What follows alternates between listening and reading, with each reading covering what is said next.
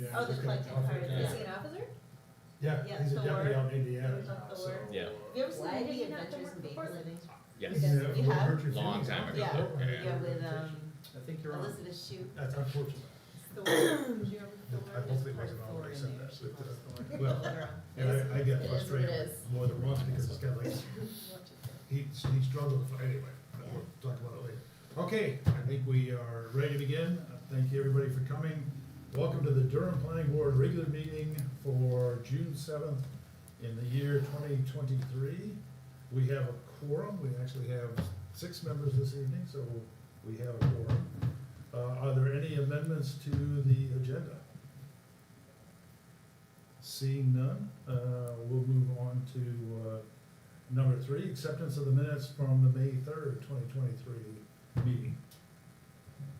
Move to accept the minutes. I'll second. It's been moved and second. Any discussion? If not, if you approve, raise a hand. 4-0. And I think that's probably the only thing we're gonna be voting on this evening, by the way. Informational exchange on non-agenda items. The only town official we have is Mr.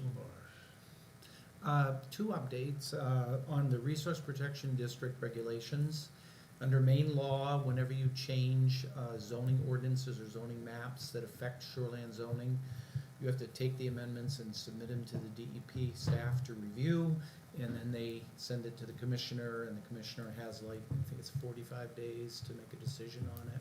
And we did get a written response from DEP that it has been approved, so. Basically what happened that affected shoreland zoning was, you see that map is red. Used to be, all the resource protection was green, and there were 2 shades of green that didn't really correspond with anything. And so this clarifies that what's in red is subject to mandatory shoreland zoning. Everything in green is Durham's resource protection, so that clarified that. And they did approve that. Is the ordinance not official until they approve it? The map is, I can't remember what the language is, or something to the effect of any applications that come in during the 45 days, if it gets approved there. So there is language in there that just affects if something comes in within that time period, but I can't remember the exact wording, but it's in effect at this point. Secondly, the project to get that map and the ordinance amendments was submitted for an award with the Maine Association of Planners, and it was picked as the program project of the year. What? Really? Yeah, and there were 4 factors, I think, that led to that decision of that committee. The first is the ability to do that level of research and quality of a product with a town like Durham with very limited resources impressed them. Secondly, the use of the new beginning with habitat data in an innovative way to define what is the resource protection district. The third was the factor that led to the award was the extensive public participation process.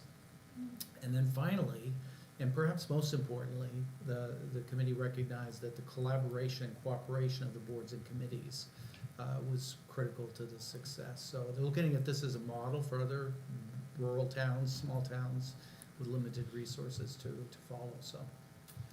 Wow, who submitted it? It was a collaboration with Joe Roy, myself, and John. We all reviewed, Wow. discussed it. John didn't do anything. My first point was gonna be that it was, George did a lot of hard work, Oh, yeah. bringing it all together, writing the award and all that, so he is to be commended. It was a multi-committee board effort, but well led by George, so. Joe Roy got a letter from Inland Fisheries and Wildlife, basically saying this is the first time that the co-occurrence model has been used in the state of Maine, so. That's great news. Yeah. That should be publicized, this, They're working on it. okay, good, that's great. And what was Yeah. the award again, or who is it with? It's the Maine Association of Planners Mhm. Oh, okay. Program or Project of the Year for 2023. And I What, did think we that- get like a little, I think Yeah, it's a they were compliment was replying. on an email that I sent out too, that Yeah. you may not oh, have had a chance to look at, but, I had a certificate, they're making up a plaque, nice, so, yeah. congratulations. well, Everybody. Okay, I don't see any residents, so we'll move on to the non-residents. And I seeing none, we'll move on to continuing business. And George, I believe that Deer Creek is our only continuing business, and they have asked to be tabled one more time with the news that they might expect to get their Corps of Engineer feedback at the end of the month permit or whatever, by the middle of June. Correct. Does that sound right? So, I need a motion to table the Deer Creek subdivision, substantive review until the July meeting. Can I ask a question really You may. quick before we do that? The comments that were included in the, agenda packet, those are the same that we saw last month, right? Correct. Nothing changed, like there's Other been than the no, date of Right. being tabled was yeah, there's updated. been no movement at all on anything No. from anybody, okay, sorry. You want to jump? So I would entertain a motion to table. So moved. Second? Yep. It's been moved and seconded. All in favor, please raise a hand.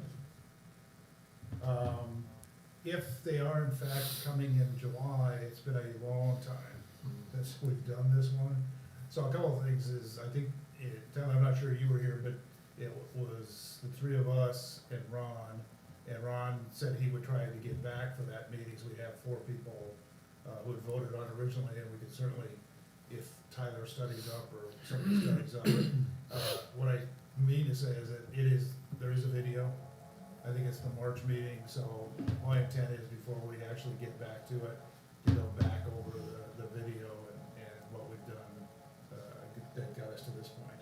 I have watched the videos with the intent of last time when we thought it was gonna move forward, but, I mean, at this point, I'll need to watch them again anyway, but I should be up to date. Yeah, I've watched it twice, and I will probably still watch it one more time. So did we actually vote? Have I forgotten? Yes, we did. Yeah, Okay. we did. We'll wait till George comes back then. One quick question, they Yes. said they now have a date and deadline from the Corps of Engineers to get things. The email I saw from Jack Dorsey was, they expect to get the report. The Corps has told them to expect it in the middle of June, and that's as firm as it gets. Okay. So their expectation is they will have it by the middle of this month available for next month.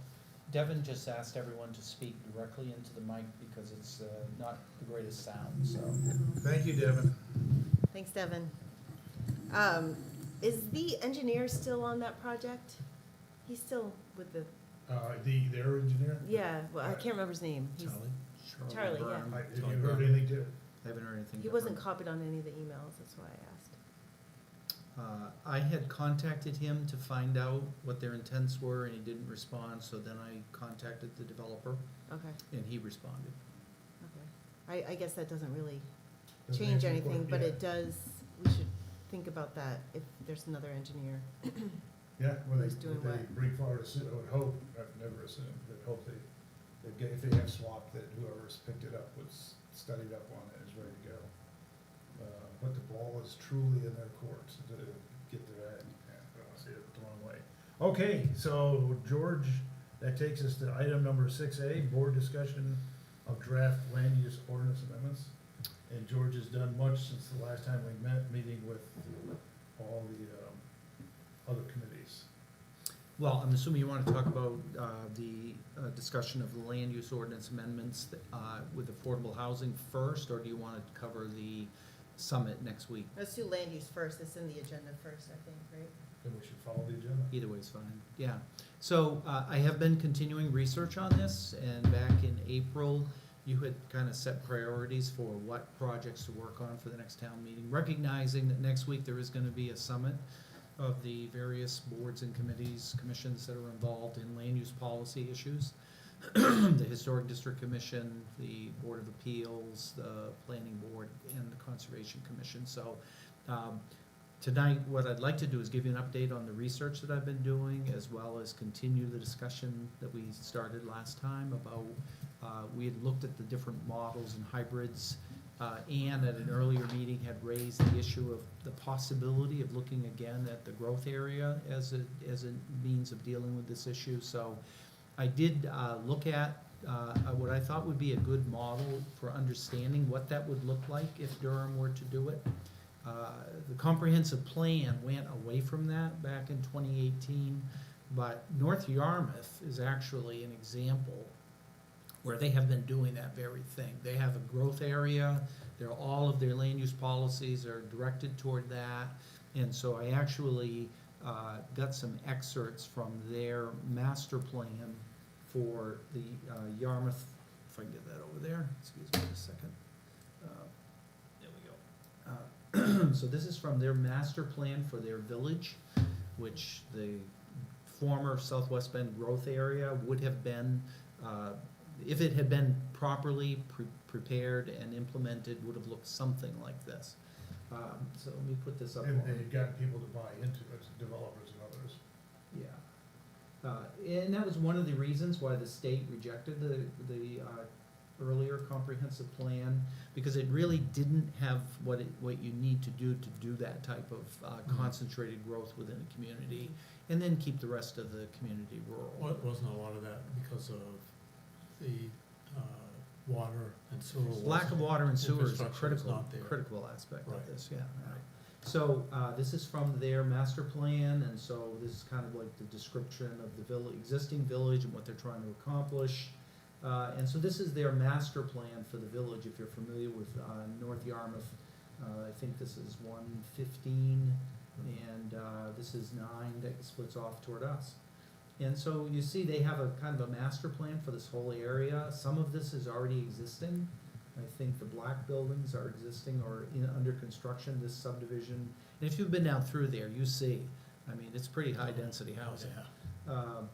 And so then they have zoomed in areas to show what the details of that would be. I think this is the store on the corner. This unit, these here. Can't remember if that's a bank or a gas station, what that is. So those black buildings all exist. And so they have a, typical artist rendering of what that would look like when it's fully developed. The idea is to create a place where you can live, you can work, you can shop, and you can gather. And then providing the public facilities to support that, including sidewalks, pedestrian, bicycle provisions as well. Do they have sewer and, Yeah, Or so septic, yeah. then what, you'd have that core, and then from that, around it, they have so they have the village core, and then they have village residential around it, which again is high density, and some, so concepts of what that would look like. So you'd have a mixture of single family, two family, and multifamily on top of stores. This is very urban, what do they call it? It's the new urbanism. And so it's something, but in a scale of a North Yarmouth or a Durham.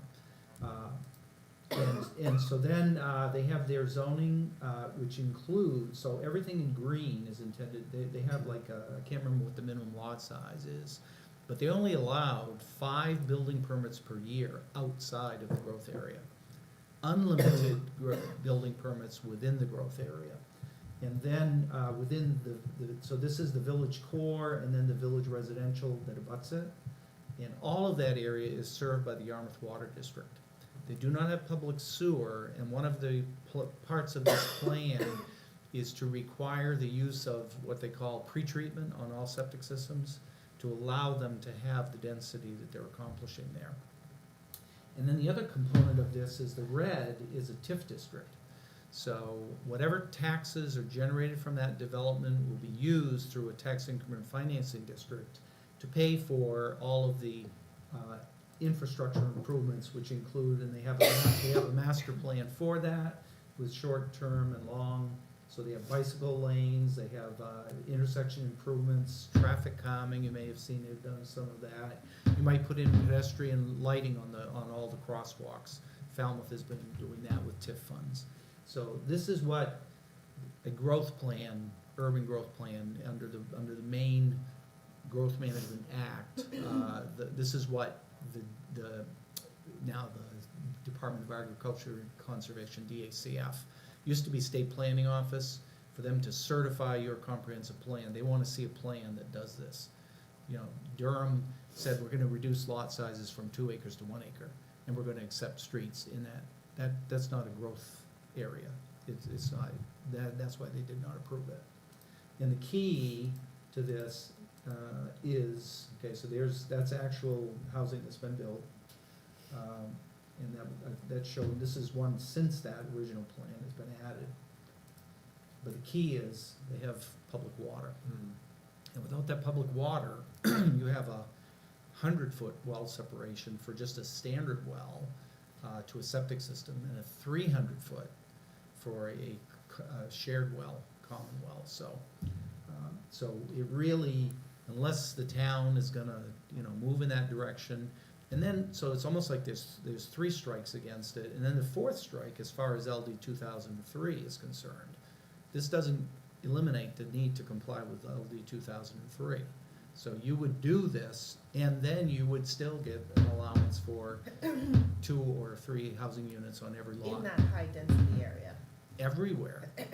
So LD 2003 says wherever you allow single-family homes, you have to allow, and in these areas, you'd have to allow 4 units on each lot, or 3 units, 3 or 4 units, depending on, so I just wanted to give you an understanding of what that would look like. And the current comprehensive plan says that in the event that either the number of building permits per year, which is, the old cap was 45, if this town issues 45 building permits in a given year, or the planning board approves 100 lots, that triggers a review by the select board to determine whether or not to have a moratorium and put before the voters having a plan like this.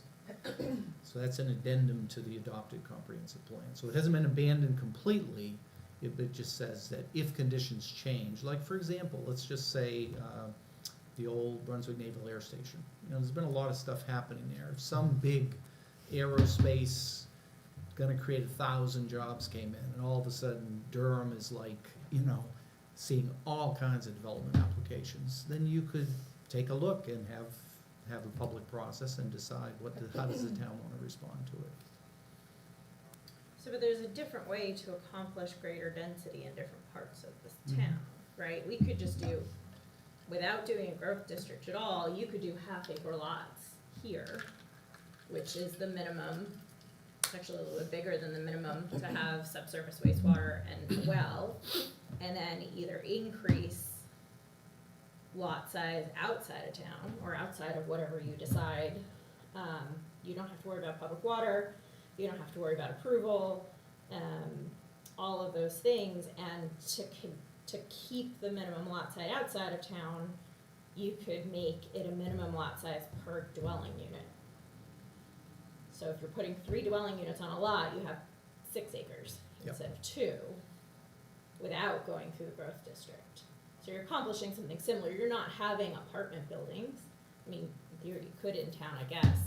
You couldn't put that on a Yeah. septic. You wouldn't have enough room on a septic on a half acre. So you could do it that way as well.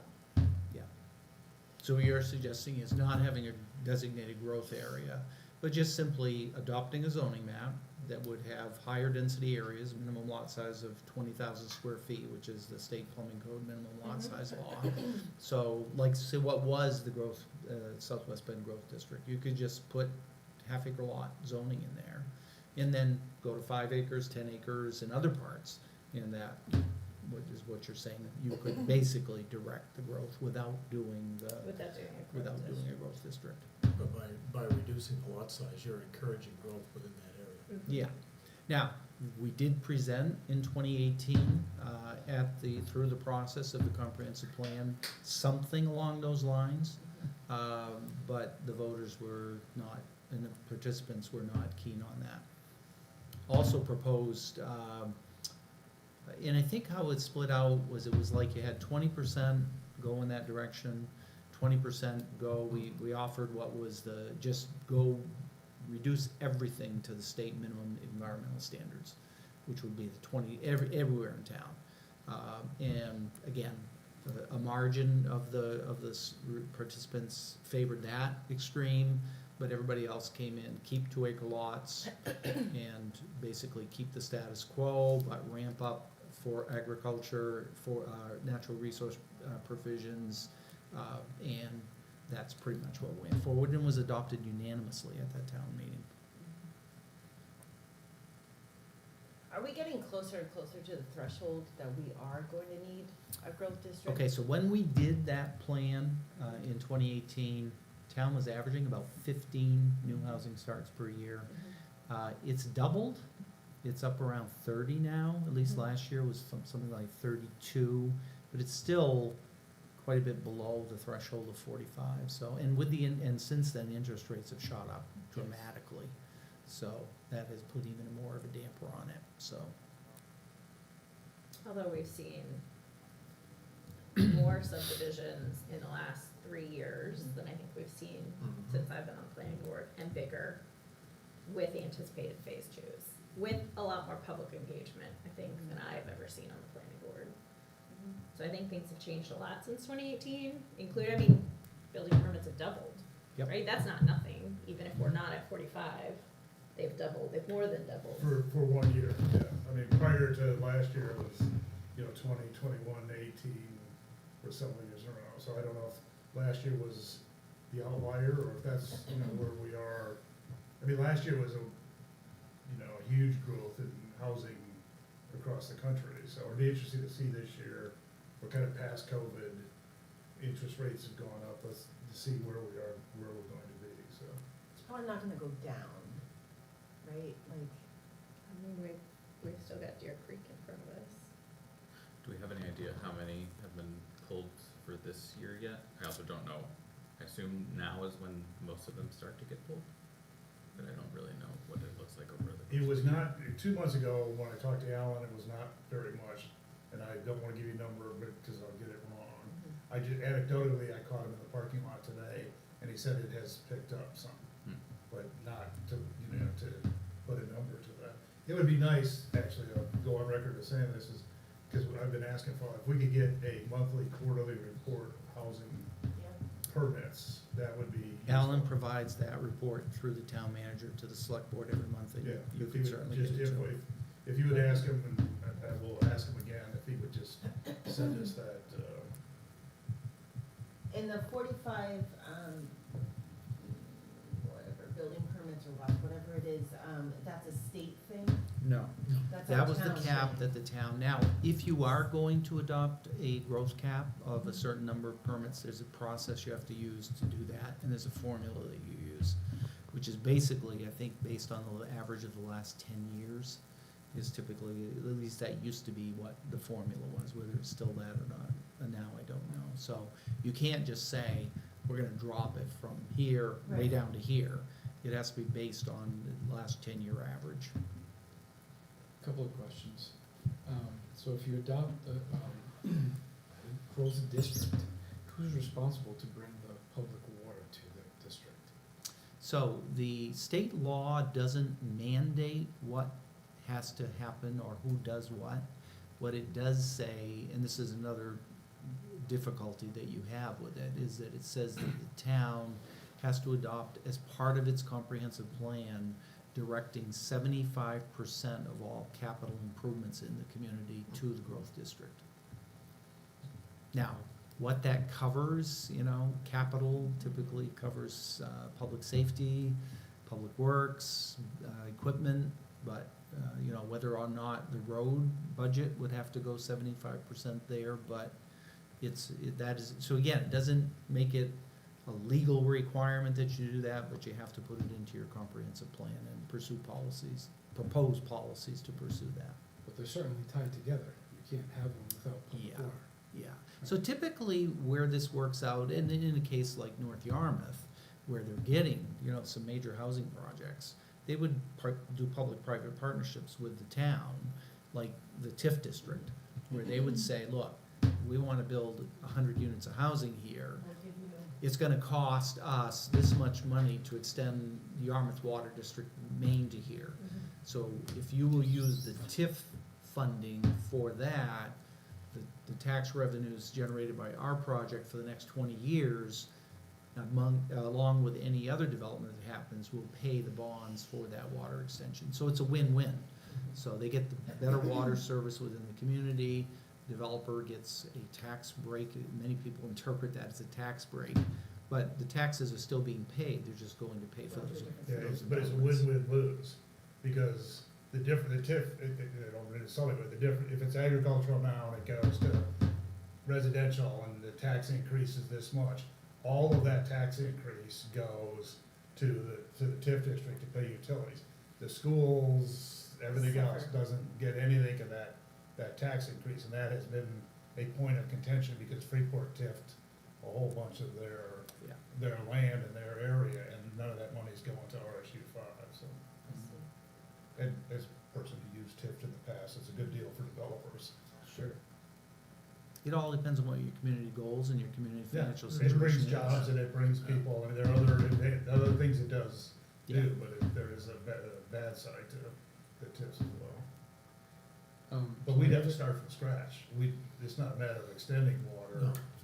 It's creating a private, I've seen private water companies, Durham Utilities, and No department. yeah, whole- Yeah. Oh, yeah, right. And billing and, yeah, all of it, HR. It'd be a hard sell. treatment, yeah, it would be a very hard, it'd be a very hard budget committee would. Okay, so I did just wanna, cause we had started a discussion of options and Ann had brought that one up. Now I understand better what she's thinking about, and so, as she's saying, there is a third option, which is to pursue higher, smaller lots in a part of town and increasing lots. Not just increasing a lot if you add units, but you could increase lots for any units. Well, and maybe you do it incrementally, right? So rather than saying we're gonna increase lot size to 5 or 10 acres outside of town, which also isn't necessarily effective in preventing sprawl, leave it 2 acres everywhere, shrink it to half an acre here, but increase the minimum lot size per dwelling unit Right. outside of here to combat. What happened with the legislation that was gonna exempt us from it? I didn't even follow that. We actually have an update on that tonight. But, and at least that maintains the status quo until, frankly, we probably need to revisit the comp plan. When you use the term in town and here, wouldn't that mean creating a zone? Yes, but it doesn't have to be a growth district. Right. Right, But yeah, Exactly, yeah. but it's But you creating still a have to zone. create that Yeah. zone, Yeah. an area, right, a boundary. Yeah. Right, yeah, understood. I just wanted to get back to the building permit thing and the rate of growth ordinance, and I think they're tied together as well. The affordable housing law is exempt from rate of growth. Accessory dwelling units only. Okay. Yeah. Okay, thank you. So you could include the rest of the housing that you're required to add into the same rate of growth. If you have a certified comprehensive plan, which is a requirement for a rate of growth ordinance. Okay. And a certified comprehensive plan requires you to have a growth area and rural area, and what we just talked about. So, we do have an update on the status of the legislation, and that is that as you know, a whole plethora of bills was submitted to try to change this thing, cause it's just been such a stir. And, it boiled down to about maybe 3 or 4 different bills targeted toward the issue of the timing and who had to do this. And it went to the Joint Select Committee on Housing, and they, within the last month, have come out with a proposed omnibus bill that would take all of those different ideas and arguments on delays and put it into one committee recommendation. And that committee has proposed an emergency bill that's supported by 8 members of the committee and opposed by 2, that would basically say for those communities that have a town council form of government that can act quicker, they would have until January 1st of 2024 to implement this. And for those with town meeting, it would be kicked back a year to July 1st of 2024. Now, there were a couple of other, and this was an amendment to what's known as LD 1706 that made some changes and clarifications of what's on the books now, as opposed to a massive change, to address some of the issues and confusion that has come up. So there are two alternatives in MMA. I think John forwarded to you, all of you, a message from the Yeah, Municipal well, this is where I Association. jump in, the Yep. legislature voted on it either today or tomorrow. So if you've got time tonight or first thing in the morning and wanna write Representative Galita an email saying, please support this extension, yeah, I did that this afternoon, and there's a place to click here to get to Galita and all that other stuff. So there are If three there's different proposals some on time. the timing of how much time you get. The most extreme one, MMA, is favoring 2 years delay. The most favored? No, MMA is proposing, they are urging everybody to try to support extending it for 2 years. 2 years. Okay. Yeah. So we should know, I guess the answer was if they actually do vote either today or tomorrow, we should have an answer to whether it's gonna be extended or not. Yeah. And the bill that I think exempted, which was like 214, that the last I saw was just sitting and hanging out there. I don't think they had, it had not been OMTD, ought not to pass. Yeah. So I do have actually copies of, if you're interested, LD 1706, and one of the versions of the amendments. I think this is the one that is the committee recommendation, so. And is a message from Eli Rubin, who's the MAP legislative policy representative that has had communications with the committee, so if you wanna take one. And it's all on that email I sent this afternoon.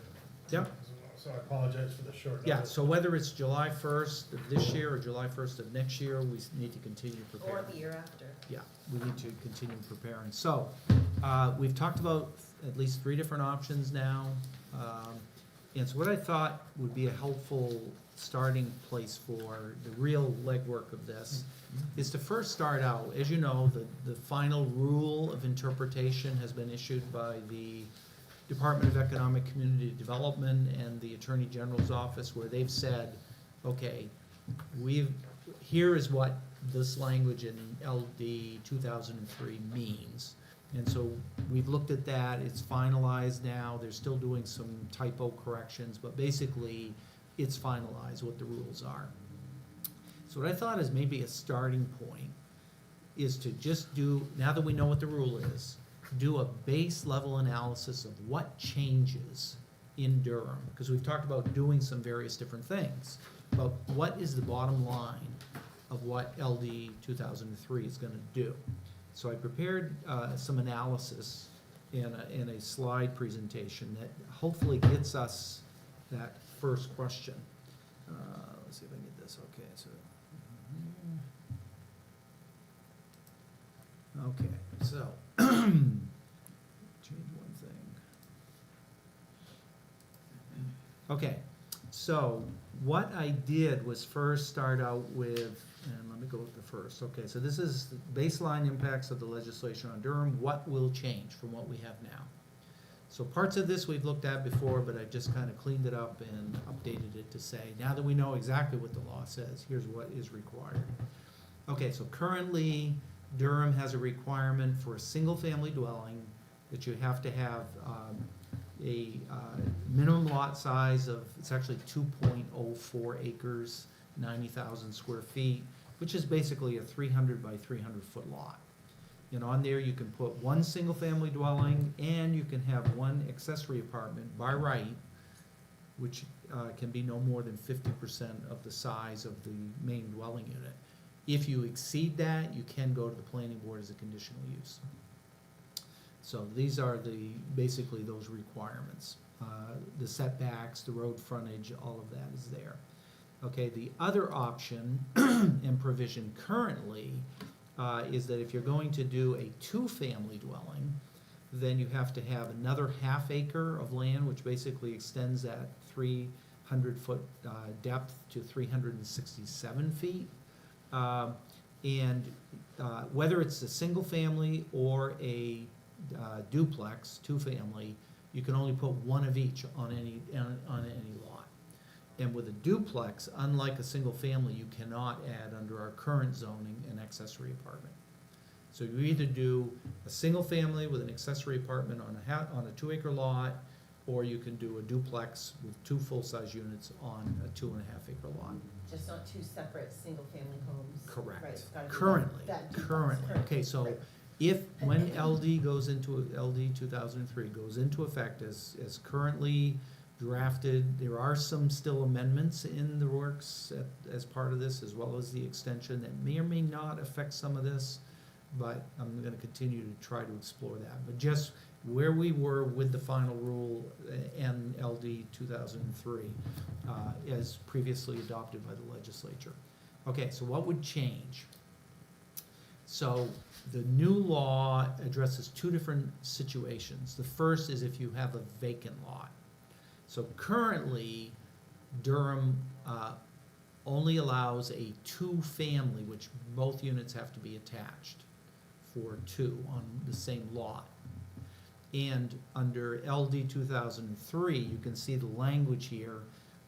It says that if the lot does not contain an existing dwelling unit and does not meet 1 or 2 above, which deals with those growth area situations, designated growth areas, or if you have a public water and sewer, then you're required to allow more housing.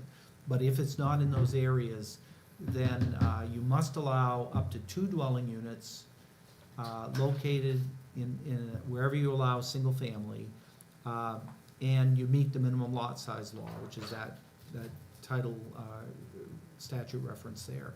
And it does say specifically the 2 dwelling units may be one within one structure or 2 separate structures. So that says you could put 2 standalone single-family homes on the same lot under LD 2003. So that's a vacant lot. So using the minimum lot size, which is 2 acres, not the 2.5. Yeah. So now they would allow you to increase the lot sizes. So we currently require 2.5 acres for a duplex. So theoretically, but as if you take what's in the ordinance now, and I'll go back to that prior slide. So under the ordinance, minimum lot size for a 2-family dwelling, and a 2-family dwelling is defined in our current ordinance as 1 structure. No, that's so with 2 confusing. housing We should just say units. duplex. Can we just say duplex? Yeah. You know what I mean? So Because- the point is though, Sorry. this would not meet the definition of a duplex. 2 separate, No, that would Right, not the meet, new, yes. that would not meet the definition of a 2-family, therefore, they could have theoretically 2 standalone houses on 2 acres and would not be required to have the extra half acre. So the definition of a duplex is not 2 dwelling units within one structure? We don't define duplex. The definition in the ordinance and the use listed in the ordinance is 2-family, and that says 2 dwelling units within the same structure, which is a duplex. Okay, so that changes in terms of vacant lot. Right now, you can only put 1 single-family home on it. When that law goes into effect, if somebody comes in for a permit for a second house on that same lot, if they have a vacant lot, this is just vacant lots. If they wanna put 2 single-family homes on it, they can do that. it So- would not be with an existing lot with 1 house. Correct. So then we go on to a developed lot. So if a developed lot, which could either have currently a duplex, 2-family, or a single-family, then if there are currently 2 units of housing on that, under LD 2003, no new dwelling units are required. So if somebody has a duplex, Which we don't have many of in this town. there's some, quite a few. I'm not Really? sure how many, but. Oh, okay. Yeah, so the law does not require you to add any more units on that lot, okay? So that doesn't change. If there is a single family on it, then they could add 2 units of housing. And under the law, it says, and the rule, this is actually from the rule, I think. If a lot contains 1 existing dwelling unit, a municipality must allow the addition of up to 2 additional dwelling units. And again, the state does not recognize that an accessory dwelling unit is a dwelling unit. There are 2 separate parts of the law that deal with accessory dwelling units and dwelling units. So this is dealing, you'd have to add 2 dwelling units, and those could either be one within or attached to the single-family home, or one in a separate structure, or one of each. So this says that they could add an addition onto the existing house with a full-size unit and a second home on that same lot. Now, if this were a full-size unit, then they'd have to add that 67 feet, have the 67 feet on the back of the lot for 2.5 acres. Because this would meet Durham's definition of a two-family, which kicks it to the 110,000 square feet lot requirement, 2.5 If it acres. exists, if it's existing, right? No, if they were to take the graphic that I showed you before had this house, which just stopped right here where the red line is, Okay, gotcha. okay? So if that existed, they could add, if this were an accessory apartment by Durham's definition, less than 50% of the, is my cursor showing up there when I do it on here? Yeah, Okay. it is. Yeah, so if this area here of the separate dwelling unit is only half the size of this unit, then it meets Durham's definition of an accessory apartment. And it does not require the additional land. If it's full size, then it meets the definition of a two-family, and it does require that extra half acre. Not 2003, you're talking Durham. Durham's, Yeah. yeah. So if 2003 requires you to allow this, if they do 3 full-size units, then they have to have 2.5 acres under the current ordinance. So, and that would only apply to all homes where there is an existing single family on it. If there's a duplex on it or 2 units, you don't have to do anything. If it's vacant, they can only do 2 units. If there is a single family and an accessory unit for now. Yep. What, State LD, well, actually, that's right, because they don't consider accessory units to be dwelling units. So you'd have to add a 3rd unit, allow them to add a 3rd unit. so if they don't, okay, so if single family home, an accessory Yeah. unit of some kind, then they could do, under the law, either another accessory unit. So if they had a house, an apartment above in the second floor of the house, and they could do an accessory unit on the garage, or they could do a single family, a standalone single family. Well, under LD 2003, towns are only required to allow them to have 1 accessory unit. You are required to allow them to have up to 3 dwelling units, and it's up to the town to decide, and this is where it just gets so complicated. It's up to the town to decide what is an accessory dwelling unit and what is a full, or a dwelling unit. So part of our mission would be to define dwelling Yes. unit and accessory Yes, unit. and after this, I've got a short presentation on definitions. Do we have dwelling, what do we have in our ordinance? Do Yeah, we- just hold Okay, off on you've that got for that just a here. second, Okay, and I'll okay. get to that, because I'm gonna show you, here's the definitions in LD 2003, here's the definitions in the land use ordinance. So let me just finish this, which I've only got like 5 slides. Okay, so again, what changes? So this is the main thing that changes. You can do 2 standalone on a vacant lot, and you can do 3 on a lot with a single-family dwelling. Could you have a single family, could you do 2 more single families? So that you have a total, assuming it all fits, but if you had a single family and you did. No, you can't, because, and that's where we You're not finally, required to we allow it. finally got, because it says you can have 1 within the existing or attached to, 1 detached, or 1 of Or each. one of each. So you couldn't do 3 standalone, Okay, gotcha. or not required you to had- allow Not it. required to. Not Couldn't required you to. could, okay, Yeah, and that was one of the things that I wasn't really sure of until they finalized the rule. okay. But you could if you had 4 acres. Not an issue of how many, it's just, or how much land you got, it's It's an just issue of per what lot. you can do per lot. Per lot, Yeah, okay, okay. yeah. What we're, They could split the lot. yeah, but what we're required to allow, I think is maybe the right Yes, term. required to What allow. we're required to allow.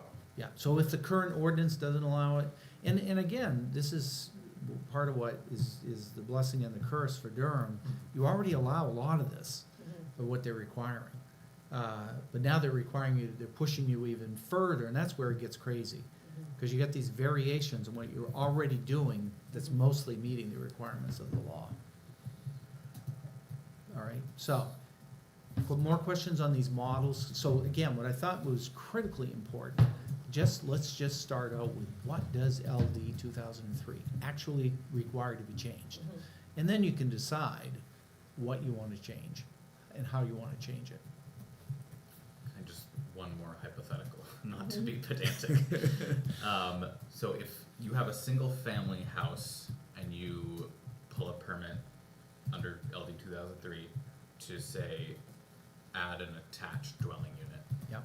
And then a few years later, you want to add a detached dwelling unit, but at that time, it looks back at this and says, oh, you already have 2 dwelling units, so you can't do that? No, I think you'd go by the effective date of the new legislation. So as of July, whatever's on the ground in July 1st of 2003 or 2004, whenever it goes into effect for Durham, that's now the time. So if one is there now, then they could do this in sequence. They wouldn't have to do it, both units at the same time in order to qualify. That would be my most likely, but, you know, talk to 2 different lawyers, you might get 2 different, no, Oh, I'm sorry. You might get 2 different opinions. Okay, so a critical part of this, obviously, it's already come up, is definitions. And so I did prepare a comparison. And we can come back to this if you want to look at it again. But I did a comparison of, and let me switch over there. And actually, I think what I want to do is get this on my screen as well. That's right, I'll leave it up here for now. Okay, so I'm going to switch this to full screen view to show it the best. And I'm going to zoom in. Okay, so as Ian knows, and some of you others might, the purpose of definitions is to clarify terms that can have multiple meanings. So when you draft an ordinance, you know, what do you mean by dwelling? What do you mean by family? What do you mean? And so what it does is it tries to clarify that for land use regulation purposes, this is what this term means. Secondly, what it does is it either expands the scope of regulation or restricts the scope of regulation. So for example, structure. You know, a structure can be anything from a barn to a mailbox to a fence to a house, you know, all kinds of structures, a combination of materials sitting on or above the land or in the land. So depending on what you want to have to meet setbacks, for example, most ordinances exempt mailboxes, fences, some exempt garden sheds, you know, so definitions is how you get at, does this have to meet a setback or not? So that's one of the purposes of definitions. And one of the really important rules from my experience in land use planning and zoning, ordinance drafting and amendment, is you always want to keep standards out of your definitions. And so for example, we're going to see with the new state rule, they have a definition of accessory dwelling unit means a self-contained dwelling unit located within, attached to, or detached from a single-family dwelling unit located on the same parcel of land. An accessory dwelling unit must be a minimum of 190 square feet, and municipalities may impose a maximum size. So the state, in its definition, has put a standard. And the problem with that is, if you put it in the definition, and then you have a section on standards, the average person that's using the ordinance isn't gonna go to the definitions to find a standard. They're gonna think this is the standard. Now, in this rule, they have it in 2 places, so it's okay. But generally, you wanna keep performance standards out of your definitions. Okay, so you see in Durham's definition, a separate secondary dwelling unit located on the same property with a single-family dwelling. So, And I actually have copies of this, I should have passed those out, just so you can see. So maybe we can, when we look at this, we can compare both, I mean, for this, they're pretty Yeah. similar, right, us and them. So if you wanna pass those around. Accessory dwelling. So what I've got up on the screen, I've got it. And what I've done is I've taken, what are the relevant definitions in both LD 2003 and the rule, and in Durham's land use ordinance that apply to what we're talking about. Do you have more, George? Yeah, We're did, short of three, I think. I did have more here. Yeah, I think there's only like 2 pages on each one. Oh, Yeah, so, see if you got a couple. I'll just look over Jan, Alan's Jan, shoulder. no, I've only got one. so Ian, you got that one right? Did we get enough? We need 2 more, but that's all right, I'll just look over Alan's shoulder here, I'll share with you. Okay, I'm sorry, I apologize. I Okay. thought I had Over any, done, did those guys have one? I thought I had done 7, but I don't know if I can mix them up here with something else. Okay, so, basically, what I did was I pulled out all of the relevant definitions, because they had stuff on affordable housing, which is not relevant. So I took what are the relevant ones, and actually, let me give this to you, Brian, because I have one that I wrote down, that's what happened. So basically, and then so what are the relevant definitions or applicable ones to what we're talking about in each of these 2 different legislations? And then the second 2 pages are comparison of the ones that are the same in both in terms of the topic. So you see on Part B definitions comparison, you see comparable definitions of accessory dwelling unit, accessory apartment, dimensional requirements is in both, dwelling unit is in both, lot is in both, multifamily dwelling is in both, principal structure, setback, and then single family and structure. So one of the things we will have to do as we go forward is deal with the definitions in order to get at issues like, okay, we're gonna call it a duplex, or we're gonna call it 2-family. Are we gonna call it an accessory dwelling unit, or we're gonna call it accessory apartment? And then reconcile the definitions for both to make sure that it complies with LD 2003. So that's part of this process. So the starting baseline for our research over the summer is to first nail down exactly what LD 2003 requires and doesn't require, and then clarify what the definitions are to make sure we're comparing apples to apples.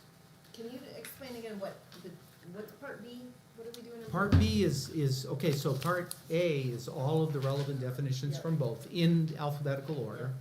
And then Part B is saying, okay, so, the ones that are in both are accessory dwelling unit, dimensional requirement, dwelling unit, lot, multifamily dwelling, principal structure, setbacks, single-family dwelling unit, and structure. So you just took them out and put them back in here, the ones I that put are 'em- both.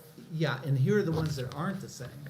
Attached, the state has the definition of attached, Durham doesn't. Density requirements, state yes, Durham no. Existing dwelling unit, that gets to this issue of, as of July 1st, 2023, existing dwelling unit, what do they mean? We define a back lot, which is something we need to think about. You know, we had this discussion about the width of the driveway, if this goes into effect, now they can put 3 back there, 2, whatever. Building, they don't have a definition of building. Floor area, that's important to us because we're limiting the size of an accessory dwelling unit. They say if you wanna put a maximum on it, you can, it's gotta be at least 190 square feet as far as they're concerned.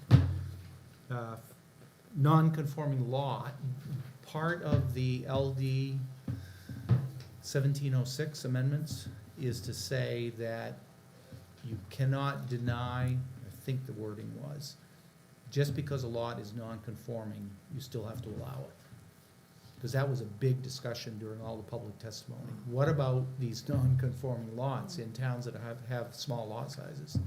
And the amendment being reviewed by the committee says that just because it's non-conforming, unless it increases the non-conformity. That's the language that's gonna be added potentially if that bill passes, the amendment. And then non-conforming structure, same thing. We have it, they don't.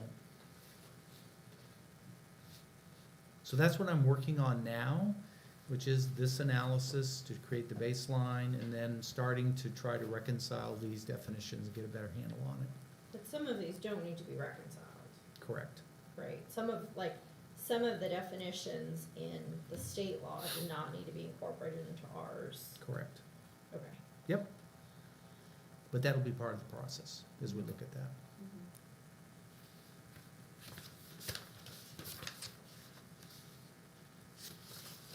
So that's where we stand on LD 2003 implementation. We'll be working on it over the summer, but I just wanted to give you an update on my research.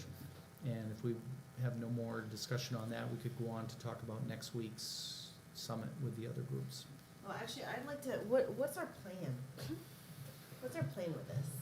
Like, so we're shooting for next year, right? Taking this to town meeting. The in April town meeting, Right, correct. so how are we gonna get there? Okay, so it breaks into 3 phases. First phase is the research phase, which we're in right now, which is the kind of work that I'm doing. The second phase is once at the end of the summer, after Labor Day, see what the research has produced. It'll probably try to flesh out some of those other options.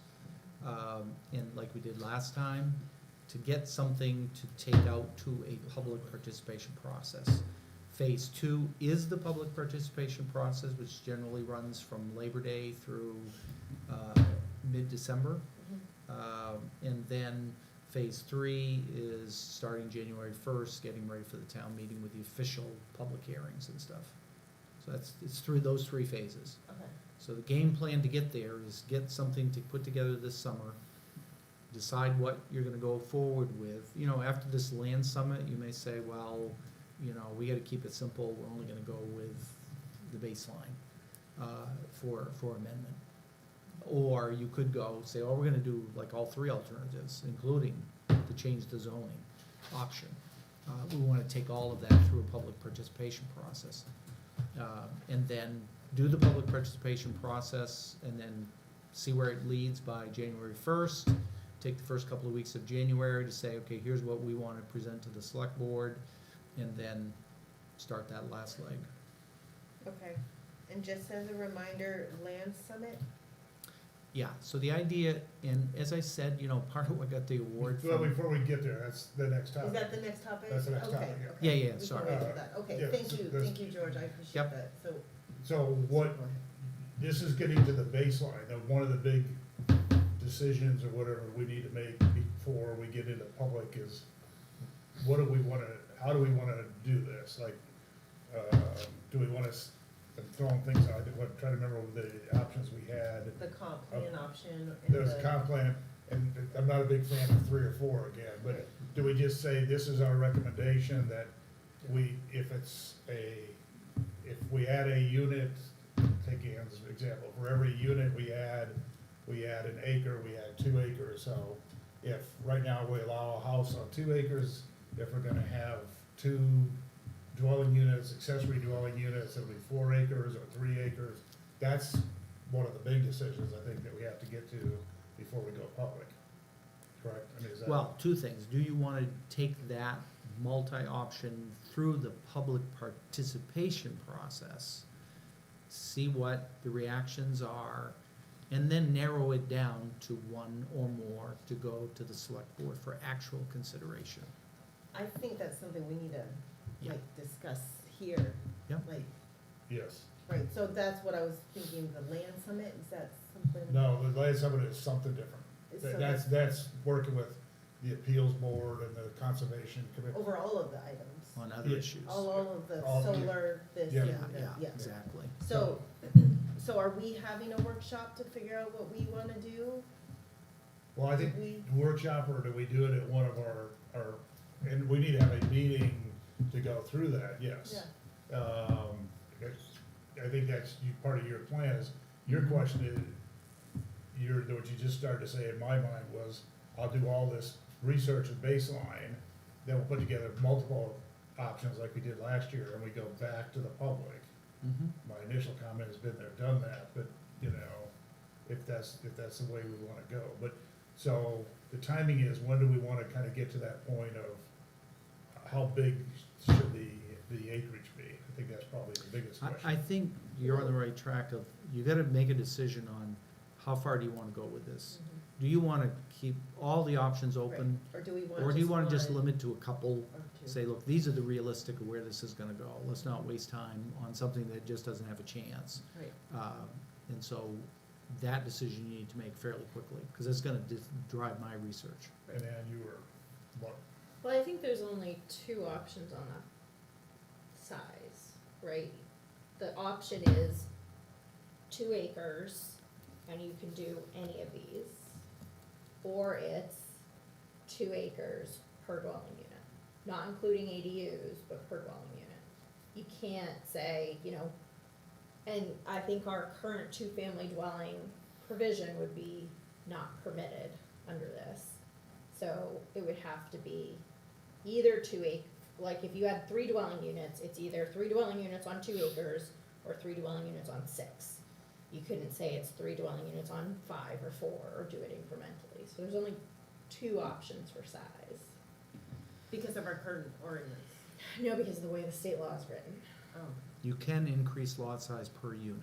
but it Per has to unit. be per per unit, unit, right? okay, Yeah. so it's gotta be even. So like you it's, said. right, so it's Yep. 2 or it's 6 what, for 3. could it be? Well, could be 3, could be 4, could be 5, actually. It doesn't have to be You could say, two acres is your basic, and then for each unit that you So add, we can change it to. yeah, I Okay. think. I'm not sure, I mean. Cause it I'm says, not sure the you law can. says that you can increase the lot size for added units, you just can't increase it more than the base. So like our 2.5 acre would be compliant.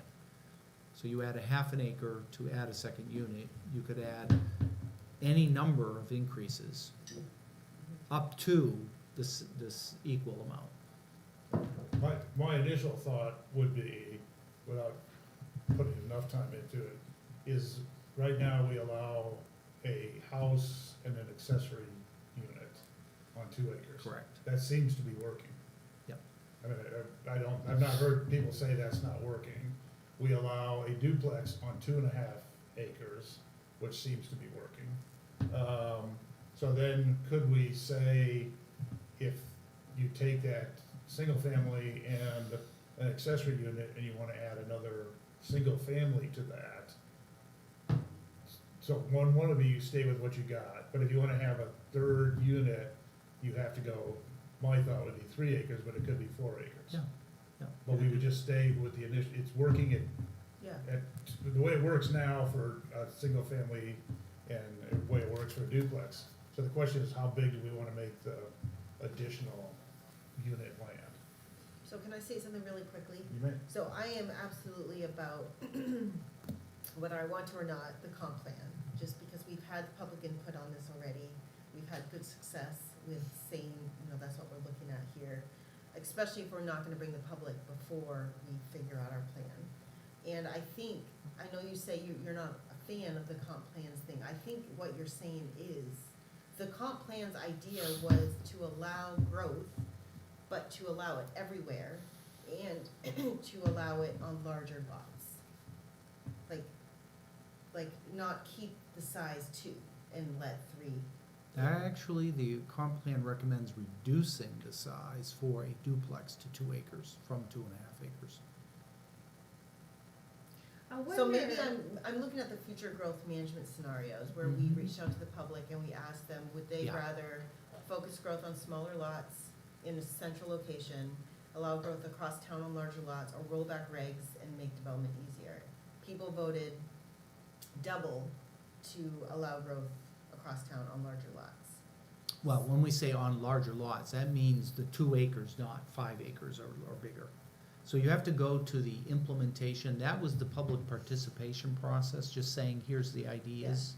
But if you go to the implementation table, it says, consider allowing 2, 3 or 4 unit throughout town, subject to design controls to protect the rural character.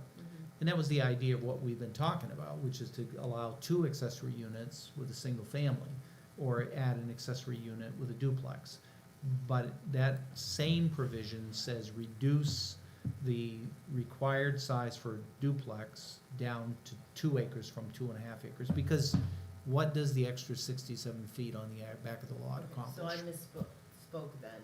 I was just looking at this public question that we had, and the way this is reading to me is exactly what we're talking about, so, but I'll keep reading. Yeah, and they didn't go for it, basically.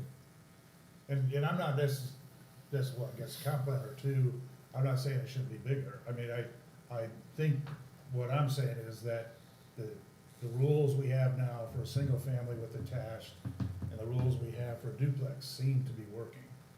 And so if somebody just said, I got a duplex on 2.5 acres, and you came in and said, well, I wanna add an accessory unit to that, you better have more, in my mind, better have more than 2.5 acres, whatever it is we. So what you Well, could, I think there's a difference between adding an ADU, an accessory dwelling unit, or a dwelling unit, under the state law. there is, definitely. The definition. Yeah, I'm confused now. But I guess if you call it if you had it attached in a single family, somebody wanted to come in and put a single family, then we ought to have, we should establish is that 3 acres, is that 4 acres? Right. Does that make sense? So the question becomes, do you want to require increasing the lot size for anything that changes from this baseline? The Durham. So in the other Durham words, like the ordinance track that I was following you, John, was that you'd say, okay, if you're doing a single family and accessory, whatever you can do under the current zoning, we keep the same lot size that you've always had. But if you go with additional density because of LD 2003, you're gonna have to have a larger lot size. Yeah, that's what I'm That's trying to what say. you're trying to Yeah, say. that's what I'm trying to say. Right. Yes. Yep. I mean, that's open for discussion. So you That's wouldn't be John's- increasing the lot sizes for the current allowances. You'd in only my- be requiring increased lot sizes with, and that is consistent with the current ordinance, because you do require a 1/2 acre more for a duplex.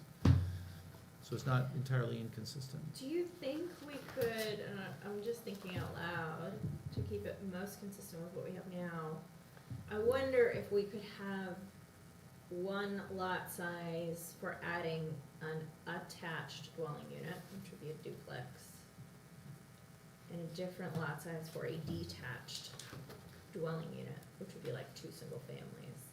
I don't know the answer to that, but that would be the most That- consistent with what we have. You could. That's kind of my thought too, or, Yep. you know, and then you throw the monkey. Only require the increased lot sizes for anything that's required by LD 2003, whether it's 2 standalone or whether it's a 3rd unit.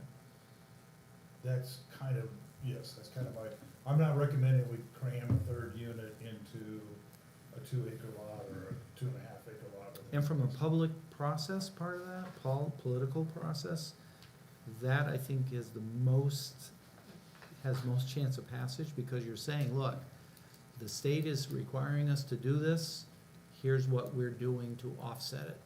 Otherwise, everything stays the same. And I think that's in line with my understanding of the comp plan is that we're not, I guess one of our options last time was we just keep the 2 acres and put a 3rd unit on it. And I think I heard pretty clearly that no, there were very few people in town who supported Well, it was that. all geared toward accessory units, I got you. only accessory units. Keep lot sizes as they are now, but only allow accessory units. Either 2 with a single family or 1 with a duplex. And yeah, those are just my thoughts. I mean, there's other smarter people in the room that probably would like to attack that. I think that makes a lot of sense. I would also like to, just for the sake of clarity and less confusion, not have 2.5 for duplex. I think George has said a number of times that it seems very arbitrary. I agree with that. You would go to, Just to make it consistent, which kind of goes in line with the, like, if it's attached, it can still be 2 acres, but if you're detached, you need 2 acre lot per detached unit. so, then with maybe more input, do we think about it, get in July, we then sit down and say, throw out more Brian's ideas, Juliet's or Ellen's or whatever. 'Cause I'm not saying my idea is the best. So here's a thought, what I could do, Ann, did you wanna say something more?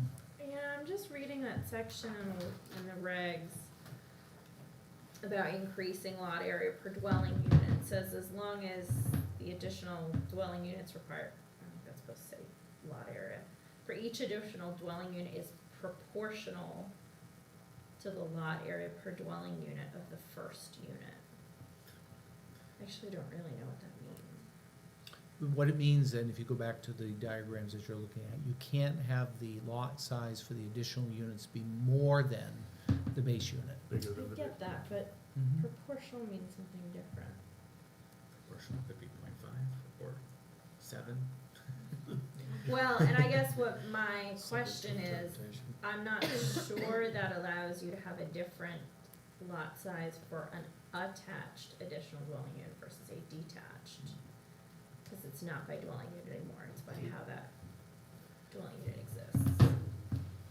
Well, I'm struggling with dwelling, accessory and dwelling unit, and, I mean, I'm starting to get it, but I'm gonna need to get some additional clarification from the Department of Economic and Community Development, so if you got specific questions, I can run by them, that would be I helpful. think Yeah, that's a P, if we wanna say it's 2 acres for an attached, like a duplex, which would be an attached additional dwelling unit, but it's 4 acres for a detached additional dwelling unit, which is like 2 single-family homes.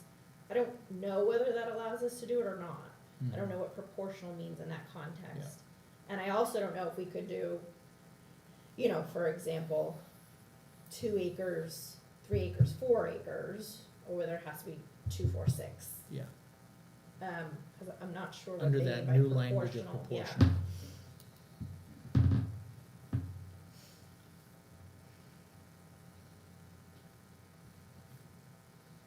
Cause that then drives is it 1 more acre per single family, is it 2 more acres per single family? Well, Okay. and the closest to status quo is 2 more acres per single family, detached, Yep. single family. Okay, so here's what I'd offer, for the July meeting. What I would do is take the comprehensive plan recommendation that we were working with before, which is to say 2 acre minimum lot size for single family with 2 accessory units or duplex with 1 accessory unit. That's option A, based on the comprehensive plan. Option B, based on the requirements of LD 2003, would keep single family with 1 accessory unit on 2 acres, duplex on 2.5 acres. Any units added beyond that are not accessory would have to add the minimum lot size to that 2 acres. That would be option B. Let me just, if that is, I don't mind having, in my mind, having Mhm. multiple options this Yeah. early. but just to start with those 2 basic options. One is go with the comprehensive plan, the second one is to go with what LD 2020, keep the status quo except for what LD 2003 requires, with the proviso of increasing the lot size for the extra units that are required. And we can think of more variations after that, including the lot sizes, but that would be a good starting place. That's basically the options we've already laid out to some degree anyway, right? But it has a lot more definition on Right, that, yeah, on yeah. that Yeah, LD we know more about it. 2003. Like, yes, I know the previous Yeah. papers had like 3 single family. Yeah, and we dwellings, had that's the not option really of that. doing LD 2003 without increasing lot sizes. Yeah, okay. Is that, everybody good with that kind of Sounds general great. guidance? Maybe we'll have to take a look at July, depending what, I also want to look at if we can, maybe the comp plan. Yeah. And I can take a look at this and bring some ideas here. I think we can align closer to that other one, the state plan, with the comp plan. Sure. Like, I don't think it's that different, possibly. Okay, Maybe I'm reading it wrong, so it'll be good to go over this. sure. is that good guidance? Yep, So July 5th, we do have Deer, I would assume we might have Deer Creek, which will take maybe an hour or so by the time we rethink stuff. and If you get have to go through the full review, it's gonna take the whole evening. I would like to avoid that if possible, if everybody could watch the video. But just to go still- through the required decision-making of that, Yeah, and an hour. I think you're looking at least a couple hours. Yeah. Okay, so then we'd probably decide on that first meeting whether we wanna meet again later in July. I think we should probably plan on them being here, right? Yeah, I And we then should maybe have- just make, right now, schedule something, just cause July is a little nuts. I would assume we everybody. won't have time next time to talk about this, and we Okay. should So if you schedule a separate tentatively workshop. schedule a workshop meeting and for some reason they get delayed again, you can just do it that night and cancel the workshop meeting. Okay. Separate. We'll hold that to the discussion about. Yep. Julia wants me to follow the agenda, so we'll hold that. She keeps me Like straight. ODC. Thank That's you, why she's such a Julia. great vice president, or vice chair, or whatever. Are we good on that one? We'll move on to the summit. Okay. And George, as I started to say earlier, George has met with two or three of the other committees, commissions, whatever. So you can fill us in on George on that piece of it. Yeah, so let's just start out with what are the goals of this gathering. So as we discussed with the award for the resource protection, what really made the whole difference in that process was having the select board, the planning board, and the conservation commission all working together and in sync going into the town meeting made all the difference. And what I've experienced since I've been working with the town for about 5 years now is that when you go into the town meeting and everybody's on a different page, just forget it. It's not gonna work. So that's kind of the goal here, as well as to recognize that, you know, we do have limited resources here. I'm working part-time, I don't have any other staff, and so the capacity to deal with a lot of these very complicated issues, you can only handle 2 or 3 to go to a town meeting, unless some of them are real simple and don't involve a lot of time. So, the purpose of next week's meeting with the other groups would be to first look at what are the needs from a land use policy standpoint. Secondly, what are the options for dealing with those challenges the town is facing, either from antiquated ordinances or new challenges like solar? What are the options? What are the priorities? If you've got to pick out of 5, we're gonna go to town meeting with 3, which ones are you gonna pick? And then finally, or next is to assign responsibility. So we talked about last year, you asked the Conservation Commission to deal with resource protection. This year, you might think about the Conservation Commission as the logical group to do the solar, because it aligns with climate and everything. And then to begin to get that cooperation going early in the process, so that everybody knows what we're doing, and when we get to the end of the summer, everybody says, yeah, we're ready to roll, as opposed to having to bring somebody up to speed. So those are kind of the goals. So, obviously, this is new for everybody, so over the last month, I've been, and John actually participated in one of the outreaches to the groups. And we both met with the Conservation Commission on May 17th and talked about this issue of solar. They seem to be very receptive to taking it on. Oh, yeah. And so I shared what some of the common goals from some of the research I've done already about it are. And so most communities that deal with this issue, the reasons they do and the goals they have are, number one, to promote alternative energy. If you don't have rules and don't have good rules and it comes in and it's a fight, then that's not good for getting alternative energy systems. So having clear rules, officially adopted policy helps that. Secondly, to promote safety, because this is an electrical generation plant, basically, so you wanna make sure safety is a priority. Operation and maintenance, you know, that's a key consideration, make sure that it's properly operated and maintained. Decommissioning is a big thing. These things have, what's the expected life, 20, 30? If it's good, 30. 30, Yeah. yeah, realistically, probably 40. And who knows, you could just turn it back on. You could maintain it, upgrade it as needed, and possibly sign another 30 Yeah, year but lease. the baseline is 30 30 years, years, right. So what happens at the end of 30 years, you wanna make sure that all that stuff is removed. So most communities have a very clear decommissioning plan with a performance guarantee. Yeah, so if the project goes belly up prior to Yeah. PTO turning on, Right. you wanna get your money back. Yep. You know, you want them to remove Take care of it, everything and- yeah. And then the last 2 goals that virtually every ordinance I looked at is protecting natural resources, which includes visual resources, scenic views, ag land, sensitive environmental areas, habitats, and also protecting neighbors. And the issues that can affect neighbors are noise, glare, and signal interference. I can still remember when we were doing the cell towers in the 1980s, and people were complaining about their garage door openers keep going off from the cell tower. But apparently there is, and you'd be amazed at some of the places I've been looking at in other parts of the country, they have to have a noise study to show what the ambient noise level is in the undeveloped state, and then what, based on other solar facilities, what is the noise generation from this? So those are kind of the goals that most communities have. And you can either be very base level, we're only gonna worry about safety, we're only gonna worry about decommissioning, we're not gonna get into landscape. One that I looked at in Stafford County, Virginia, they require a 50-foot buffer in front of the fence. And if you go up to Augusta or Pittsfield and see these massive 20-40 acre solar fields right beside the road, and a 50-foot setback is pretty standard in most of the ordinances here in Maine that I looked at. But 50 feet is nothing when you've got 20 acres of solar panels in a view. And John, you pointed to the one in Auburn. Well, the one in Auburn is way back away from the road with woods in between it. So you get a glimpse of It'd it. be interesting to see if they require Yeah. that, or if it just happened to No, be. I think that's just woods. where they located it, Yeah, I behind. think the woods were along the road at that point. Right, The right. field was behind it. So I've seen landscape architects, cross-sections showing property line, 50-foot buffer, fence, solar field.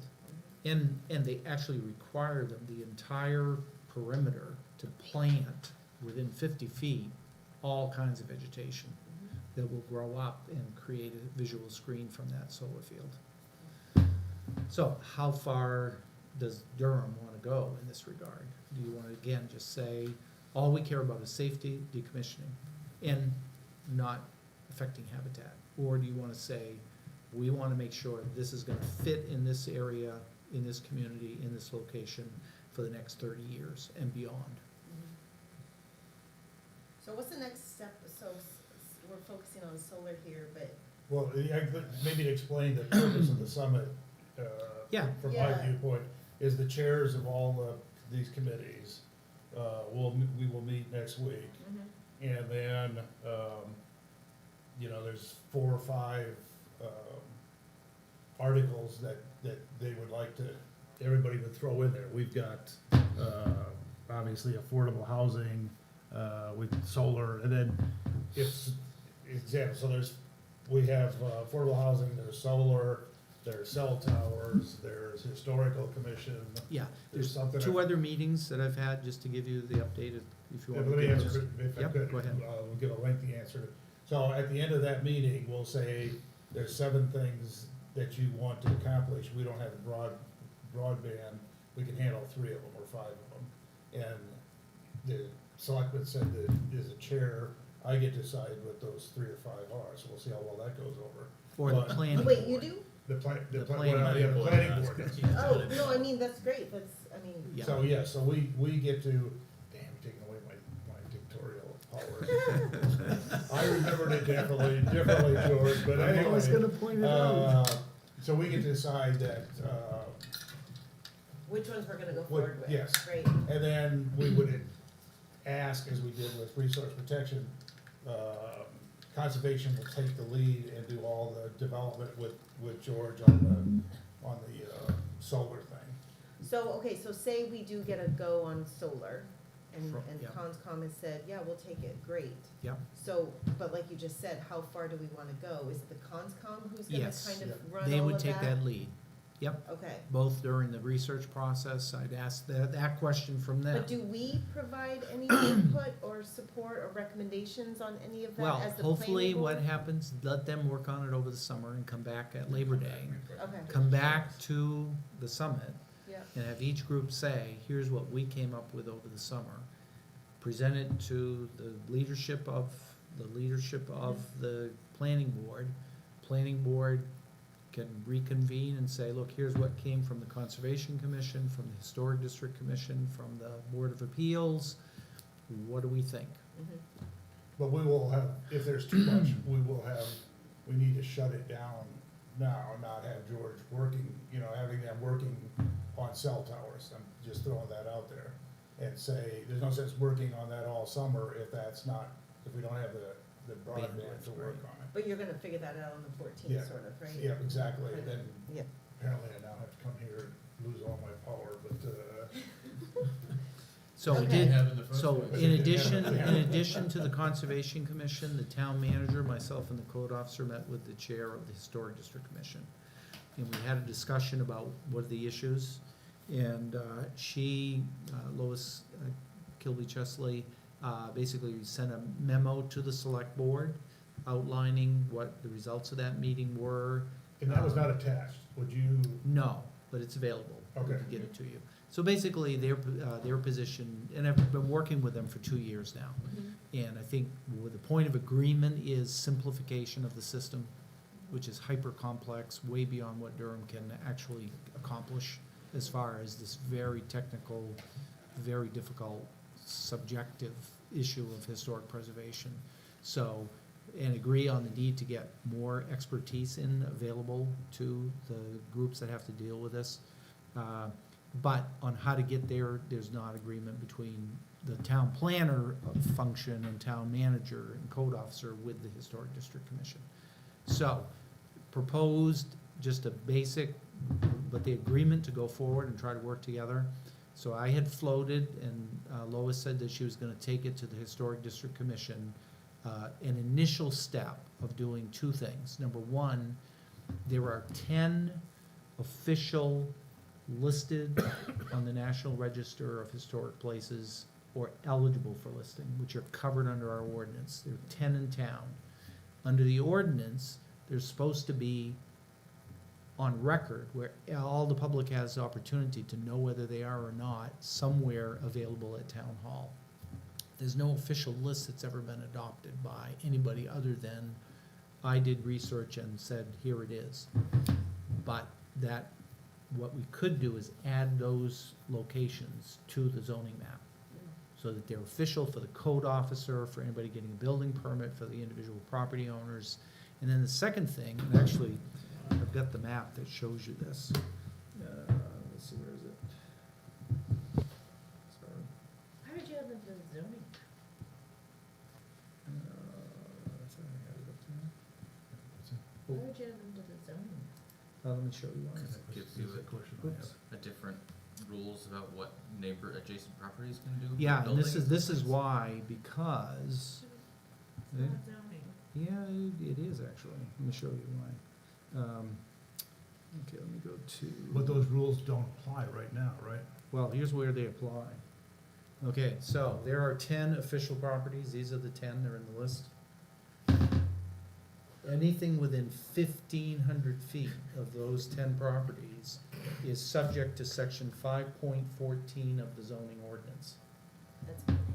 And it says, here's the actual rule, anything within 1,500 feet, the code officer who's responsible for 5.14 has to make a determination that the proposed development is compatible with the National Department of Interior guidelines. This is way overkill for what most communities in Maine do. Even places like Topsom and, Castine, they don't do this. So the code officer has a responsibility to do a review for any project within 1,500 feet.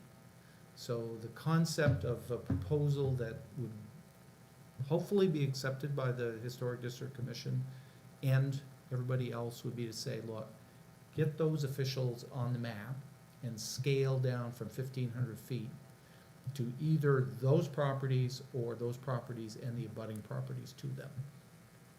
Not everything within a quarter of a mile. That makes no sense. And I don't know where that came from. Well, is that even being applied? Because Yes. isn't there a is. subdivision on Yes. 136th? Yes. So they reviewed that subdivision? Okay, there were two subdivisions that came into Yeah, right there, 7 and 8. conflict, 8 and 7 8 in particular, the planning board required a 25-foot buffer along the entrance road to the It's right Wingate, to adjacent the to Wingate one of these subdivision. listed Yeah, properties. yeah, Yeah. right, that's, so Yeah. it was reviewed It was under absolutely. the historic Yeah. Yeah, guidelines. And then the other one on Bowie Hill, now Bowie We had- Hill, we had the schoolhouse yes, so issue. another provision up there is you can't tear down a school building 100 years old or more. You have to restore it.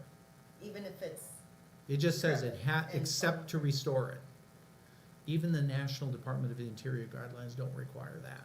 Well, you don't have to restore it, you just can't touch it. Cause that's what happened with Parker Well, you School. either don't touch it and let it rot into the ground, or you completely restore it. There's no alternative under this ordinance.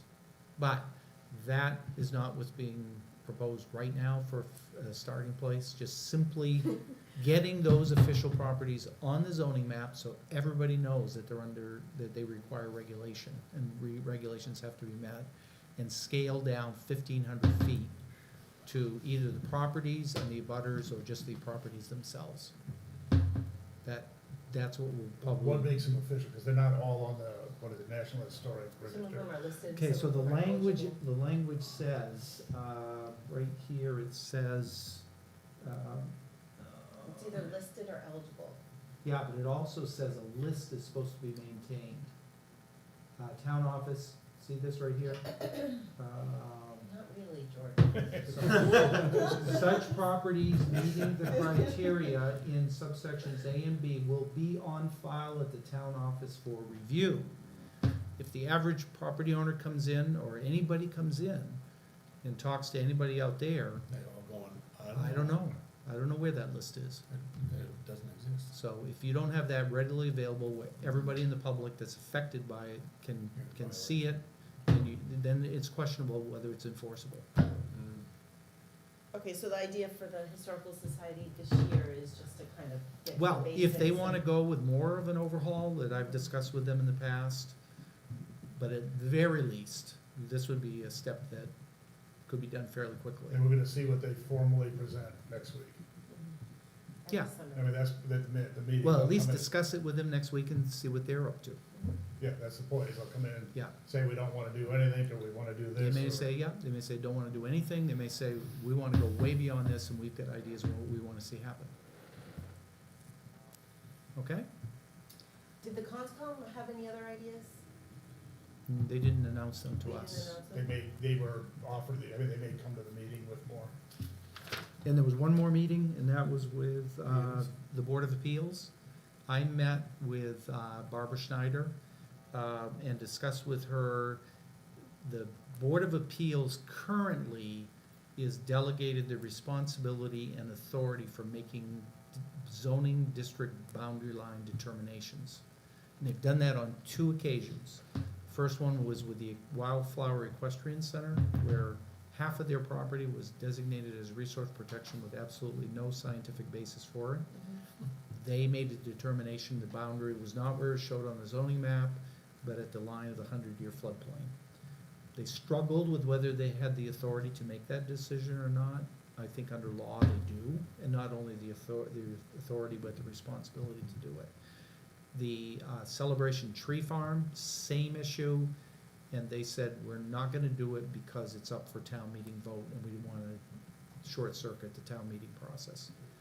So, this is something that most towns that I've worked with is not delegated to the Board of Appeals, it's delegated to the Planning Board. And I bounced that idea off Barbara, and she said that she thinks the Board of Appeals would support that.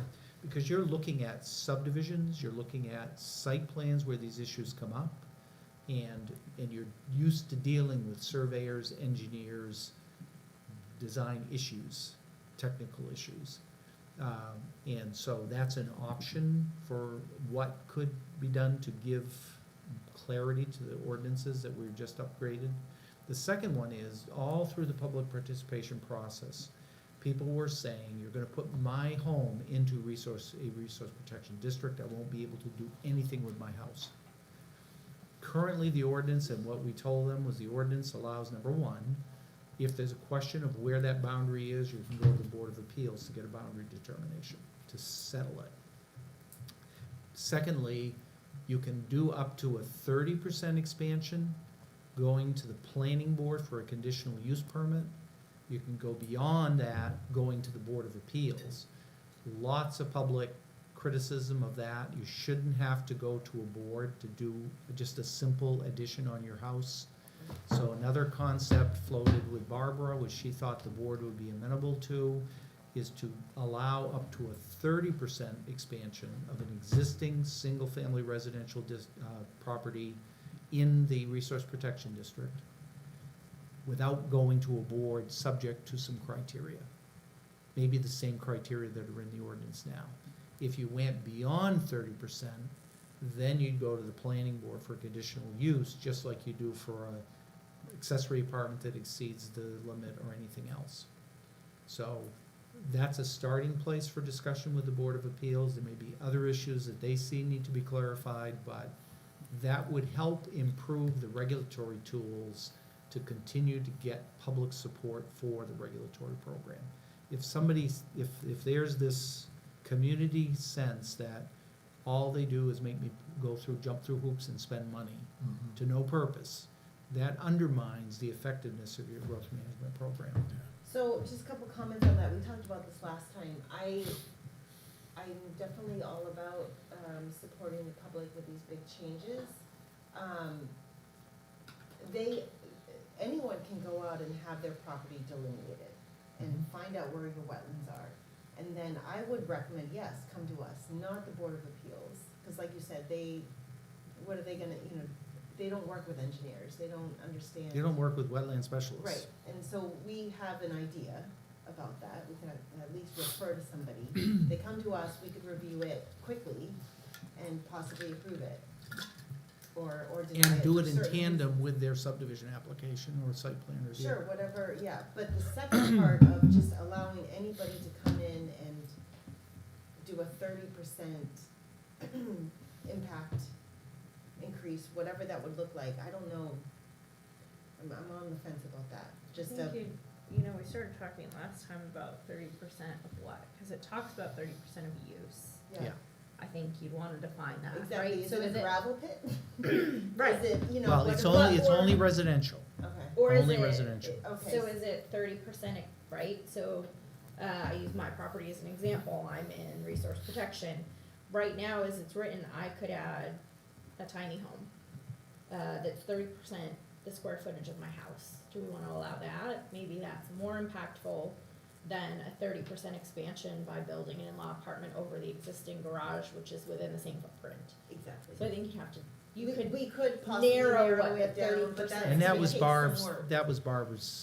exact point. She said it should be defined as 30% expansion of the existing structure, as opposed to the residential use, which could include Oh, the existing structure, the entire developed portion of the residential property. yeah, right.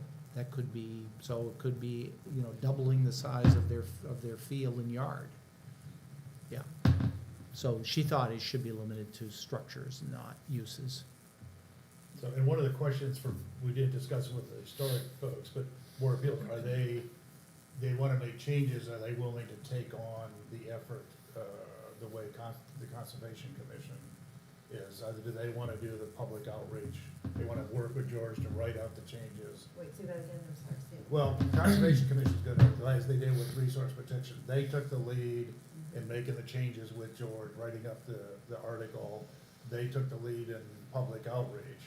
And the question that I've got for the meeting next week, historical and appeals, are you going to do the same thing? Are you gonna work with George to write So up the starting, changes? yeah, that plus in the fall, are you prepared to hold some meetings and put out, For solar and for. Well, solar, I think Conservation Commission is pretty much said they're going to do.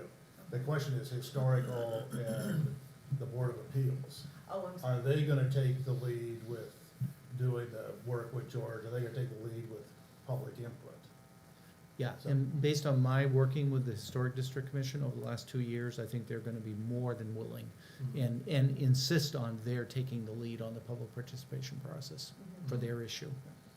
And I don't know that the appeals board would. They're Yeah, just- I'm not sure, they're having a difficult time. They typically only meet when there's an application, so I'm not sure how much their engagement they're gonna be. And it may well be for the issues that we're talking about, you don't need as much of a public participation Well, it may process. be that we could do it as a planning board. Yeah. I'm possibly. glad the conscom's gonna be in attendance next week, because your second point, again, this 30% thing is Mhm. a little, it's a little, what I'm thinking of is, do you remember the subdivision that went in and they got a, violation order because they were too close to that wetland? Yep, Yes. Right, so something Mhm. like that could happen. Yep. Right, and Yep. the resident can point to this and say, hey, if we did what this thing said. there's a little bit of a difference there in that those were mapped wetlands and they were violating the wetland delineation as opposed to violating the zoning. Right, they still wouldn't be able to do something like that. What? You can't do a 30% expansion that violates other Laws, laws. Yeah, the wetlands and floodplain. yeah. are Right, different. but what if that wetland is the resource protection line? Same issue, like- they'd have, if they violated a federal wetlands, they'd But have again, to- if you limit it to the structure as opposed to the use, theoretically, like you're saying, you could expand the grading from the foundation, the septic system could push into the resource protection. But if you limit it, the 30% expansion to the building, So what you're saying, 30%, we have a building, like Yeah. up, Well, like the existing no, it footprint? could be, yeah, no, it could be a 30% expansion. Basically, that 30% comes from the DEP shoreline zoning rules. Mhm. That's what they came up with for properties that are sitting right on a lake or water body. They came up with this 30% rule for expansion. well, But and they can go towards the lake? I don't think so. No, not But, toward the like, lake. shoreland has some limitations on what you can do with your 30%. So if you're, it's like you can't make it more non-conforming, that doesn't make Mhm. a ton of sense in this instance. But like, if you were on the river, you'd have to draft your 30% so that you can't go closer to the river. Right. Okay. Or Yeah. further into the Right. wetland. You could go up or you could go the other Okay, way. okay, You so have to put you're- boundaries okay. on it. Yes. And I don't think the Board of Appeals is the right group to do that. Okay, I'm good with that, with what you just explained. I thought you were saying anywhere within that, you I could think go you have to anywhere. define the boundaries of Yeah, okay. that. But no, I agree. Same with your first point, Board of Appeals is not the right group to do that. And obviously, you want to get their feet on that, their take on that. Also have just a few reservations about the Conservation Commission taking the lead on solar. Because it interacts so heavily with site plan and conditional use, which are things that we deal with all the time. Don't get me wrong, I love delegation, it's my favorite thing. But I think without them being really conscious of how those processes act in reality, that's a challenge. And maybe what it is like we have specific performance standards for like gravel pits and things like that that we overlay on top of conditional use and site plan. And maybe that's the scope of what they're doing. But all three have to play together, and I don't know that they're as intimately familiar with those processes. Right, a solar project is gonna go through the same review, well, maybe, as a lot of these projects we see. Some of them are as Yeah. arduous as a subdivision. Yeah.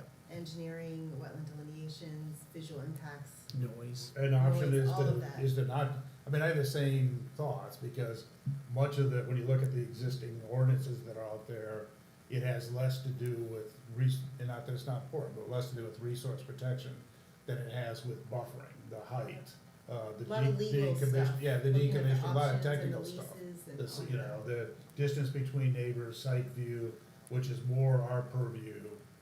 So the question is, do we want to hand it off to them? Is it a I joint think they meeting? can support, I think some people on that committee have worked on solar projects, you know, so they have experience, and we could use their help. But I think Ann's right, and I was thinking the same thing, but I didn't say it, I think it's Or we it's sit too in on, big of yeah, a- well, all right, I mean, I can have that discussion with them next week. Because I honestly think the solar one is really cut and paste.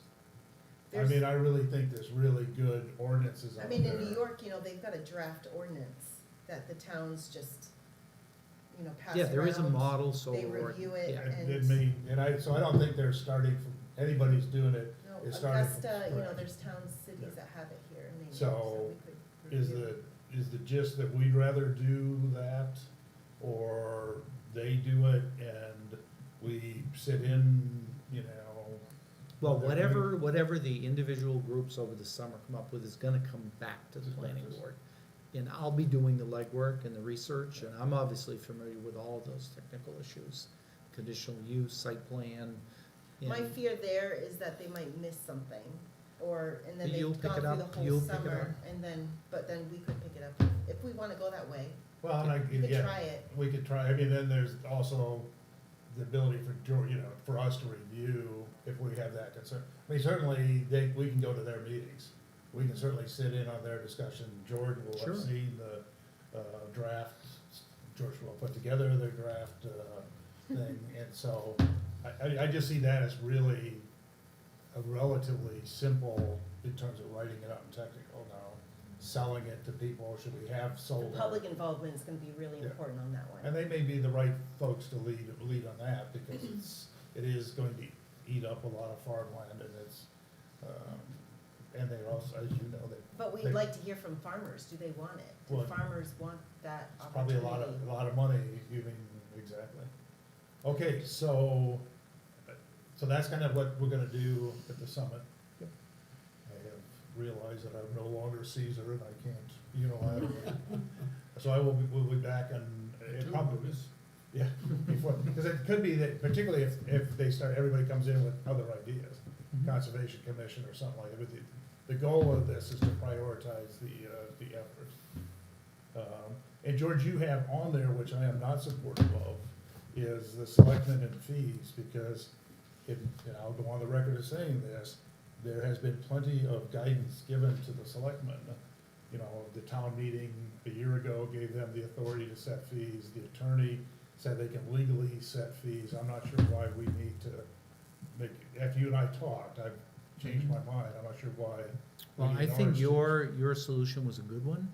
So the issue is that currently, if you look through the land use ordinance, you will find certain things where permits are required, it specifies you have to pay a fee. Other things, like a dressing, driveway permit, there's no fee mentioned. So, what happened at 2020 meeting was pulled all of those individual permit fees out and said they get adopted as a fee schedule by the select board on an annual basis.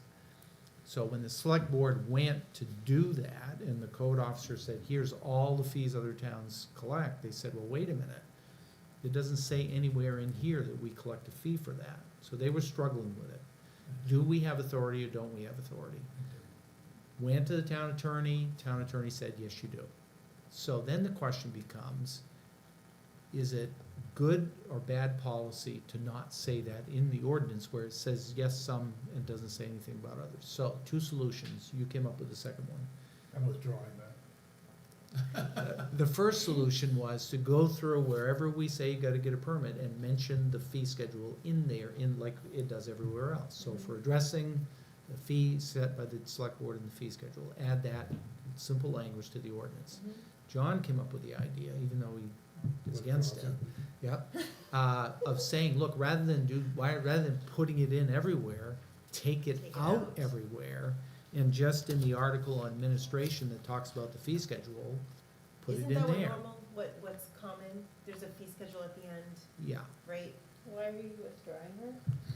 Because I think they have the They don't power have to do now. anything. We're giving them powers that they already have, is my feeling, but. it's just cleaning up the ordinance, and you don't think We it needs just to be did that done. with roads, and it made me crazy too, but I sucked it up. Which was, I like it. What did we do with roads? we did, and I was We supportive. said that the town meeting wouldn't accept, that Oh, yeah, the yeah, selectmen wouldn't accept roads, even though that's state law. right. But if that's the consensus here, but if it's a simple idea that will put back on the table, as George said, is that somewhere it just says the select board has the authority to set fees. Yeah, so like we did with appeals, where it was in every section, Yeah. take it out Take it out and everywhere, just and just add- put it in one Even statement. though I think they have that authority, but We'll remind them again. So that was the only one that involved the select board, and they said they don't wanna be involved. the hell with Devin, I think you it's did good that? to into the just microphone? say things like that in the ordinance, so just for the sake of like I was random thinking the same people thing, looking, but I'm just thinking about consistency with other towns and stuff. Usually there's just that insert with all of the permits, fees, and you can just go down the one that you want, you know. So that's probably one that we'll take on, and my thought would be George tells us where we line through, we write a sentence and we move on. And just to up the ante on this discussion, many towns charge tens of thousands of dollars in permit fees for solar farms. That was my thing I was gonna bring up. There's so much to solar. In New York, I know it's different than Maine, they have this thing called a pilot. So the town or the school board gets the taxes, kinda like a TIF, but it's for a solar project. And so it's like a legal document, and it's either between the county, the town, or the school board. Maine, I was interested, I don't really work in Maine, but I don't know if they have anything like that, where, Well, that's, your expertise is useful there, because we do wanna, I still think even though the town has raised all their fees, and I gotta find out before I finish this sentence if there's a demolition fee, cause I'm about to do some demolition, so. I It's thought- like, yeah, that was added, it was like $50. Anyway. no, but the fees for solar, yeah. the- Yeah, the we need to application make sure fees. that we're collecting all the right fees. Well, the CEO reviewed all that, right, and provided that to them? Yeah, yeah.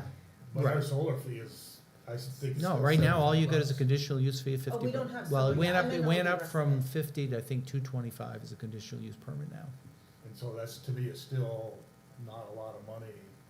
And I'm not picking on solar or commercial, I think overall our fees are, the new ones are still probably on the low end. Mhm. Well, and just to put some of this in perspective, we can't just base our fees off of what other municipalities charge, it has to be related to our costs Yes, I of agree. administering the program, and we've got one code officer and one planner and a planning board. Those are our That's costs. a good point. That's a really Right, we good don't point. have 15 plan reviewers and No, but the Engineers hours, and- but the hours. True, but the hours to review Yes, a it should plan, be. doesn't matter if it's Portland or it's here, Yeah. there's X number of hours. that And it takes to- usually Oh, no, I- does not cover the costs of my time or the code officer. And that's, to me, that's what the least it should do. yeah, you completely agree with that. Mhm. But also, if you think it doesn't take more hours to go through Portland, talk to a developer. Yeah, I'll rephrase that. So, I'm sorry, so that's what we're gonna do, is there anything else? So I will take our affordable housing thing, solar, do we wanna do, I'm starting to believe we're gonna have too much to do we wanna punt cell towers for another year? Is it something that can be done simply? Can I, like, what, so we already have site plan and we already have conditional use. I think the exercise, right, we have the section of our ordinance that has specific standards for certain types of uses, and they're not big, right? It's gravel pits, it's, other types of extractive industries, things like that. I think it's just the additional standards for Mhm. each, right? Right. Cause conditional use and site plan both address impacts, they both address buffering, visual impacts, things like that, noise. Do they need to be complicated? No, I think they should be simple. I think they should be too. Yeah. I Well, think that- cell towers are very complicated, just like solar farms. And the issue is, number one, the Telecommunications Act really, really limits what towns can do. And unless you specify certain things, like a visual impact analysis, you've done it, but you don't really have a good leg to stand on in terms of this is what the ordinance requires you to do and here's how you have to do it. So they could do what they call a visual impact analysis. And the question would be, if you denied it based on, we just don't buy that, that's what the impact's gonna be, you might have a hard time defending it Well, without specific standards. But when I say it's simple, I just really think it's cut and paste. It And I think you is. take the model There's ordinance. other ordinances out Yeah. there. Yes, I think we absolutely. need to be really careful not to create like a third review process. Right, It's these part are of it. standards that come into our existing Yes, review process that that's- are not duplicative of them. Cause between site plan and conditional use, this is already pain in the ass. for anything. The problem with site plan review is it's geared toward a commercial project of parking lots, buildings. It's not at all designed for reviewing a cell tower. There's very little in the site plan review And maybe, standards. yeah, maybe I'm lost, we have a site review, and all we're doing is adding standards, you know, Yeah. we've got a separate page or a separate chapter, but it's just separate standards that talk about where's your bond, you know, what's the bond gonna be to, for, what do you call it? Decommissioning. Decommissioning. Yeah. You know, what's your plan to do on that? How are you gonna, what's the, you know, max height, all those, where we would set standards on those kinds of things, and we would use that as part of our existing. Yeah, because really, there's very little in Article 8, Is that what you're saying? very little in Article 8 that even Right. applies to a cell tower Mhm. project. Maybe a little bit more specific than maybe our more generic, but as a, to me, it's a checklist, do you have, this is what we want you, require you to have. And sorry, for cell towers, at least if it's still the same as it was 10 years ago, they have to go through like other reviews. FAA. Yeah, FAA FCC, and other federal FAA. reviews. SHPO is a big one with cell towers, historical things. Yeah, And we would just. That make we're it- just like making sure, did you do this? Did you do Yeah, I mean, it's that? kinda like Deer Creek, you have your Corps of Engineer permit, do you have your, It'll be a condition possibly. you know, do you have all your federal and state? but you approved, I think, there are 3 in town now, I guess, What, cell towers? cell towers. You've approved 2 in the last, like, 10 years or less. And I don't remember one. One came in, but I don't know if we. there's one in the approved it. leisure Did it get campground. approved, or did it just go away? It's remember built. doing that. Oh, you I did? remember the one up by the Quaker Meeting House. I have one Yeah. behind my house on 136, but that one's old. Yeah. My father-in-law turned one down. They Yeah. offered him a bunch So of money. you've had a few put in, you don't get that many. Right. Solar is a whole different ballgame. Solar could. That's yeah. coming. And I think we wanna be prepared, at least Yeah. to hear from the public. too. So we take a look at cell, but we'll see what the effort is. Yeah, I think solar's a higher priority. So the last thing I've got is, and we may need to do nothing, our next meeting is July 5th, which is obviously the day after July 4th. Is that gonna conflict with well, can we get a quorum, particularly of the people who voted for Deer Creek? So I can be we- here. I can't do. And I can, and I think Ron can. So do we stick with the 5th? Does that work okay for everybody? I can Okay. be here, but if it's Deer Creek, it doesn't matter. No, yeah, but I, If it's Deer Creek, I'm not going to be here. not gonna be here. Come on, Ann. So if we just keep postponing, you'll never come back. Some of the I videos showed are pretty it to this entertaining if one. you wanna catch up. You did, thank you. Because I follow the email traffic. And what about an additional meeting, because I think we should assume. Oh, in July for a workshop. Second Wednesday? The, whatever that is, the 12th, does that work for people? I prefer the 19th. That actually is not good for me, but that's not the end of the world. I Okay. cannot do the 19th. Not that that matters, but It does, guys, this is a big workshop. I can do, We need Ann and we need John there. I can do the 12th. How about another day of the week? Is It's that just week Wednesday or? bad for you? Wednesday and Thursday are bad that week for me. Okay. Like, it doesn't matter to me. Tuesday, the the- 11th? That's fine. Does Is that there, conflict is that with a any other select town board's meeting? meeting? Is it a select board meeting? Yeah, it is, it's the second, Tuesday, Yeah. So it is. Monday, the 10th? Monday, the, Here, I'm getting on the calendar just that's to this, confirm. oh, Monday, Sunday's July. July. That works for me. Is So that hold good on, for hold on. everybody? Let me just check. I'm trying to pull up the town The, calendar. the 11th, no, 10th? Monday, the 10th? Okay, it's clear on the town calendar. Yeah, I'm good on Monday, the 10th. July And if for some reason Deer Creek is not, Doesn't show up, you'll just then we'll just cancel that. cancel the 10th. the 10th. 6:30. At 6:30, is that? It's what- 10. Yeah. 6:30, okay, 6:30. so, great, thank you. Will you let Kim and Jessica? Yep. Okay, is there anything else? Yes, there is. Oh, yes, the other thing that we didn't talk about, go ahead. Under 5.24 on the signage, that is being enforced, it says no sign advertising goods or services shall be located off the site, which shall be related services or goods are being sold or located. So in other words, what has happened here, there are some signs directly off the property.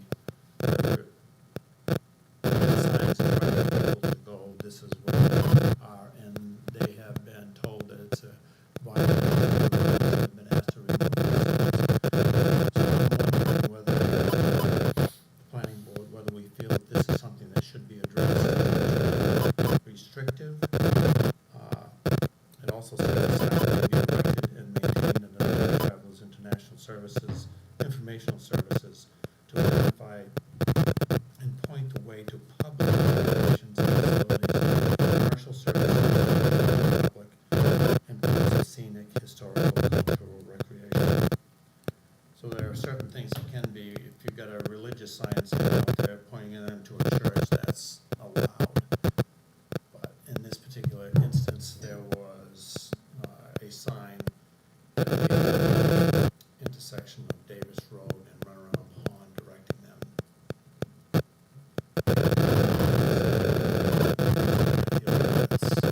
Very restrictive.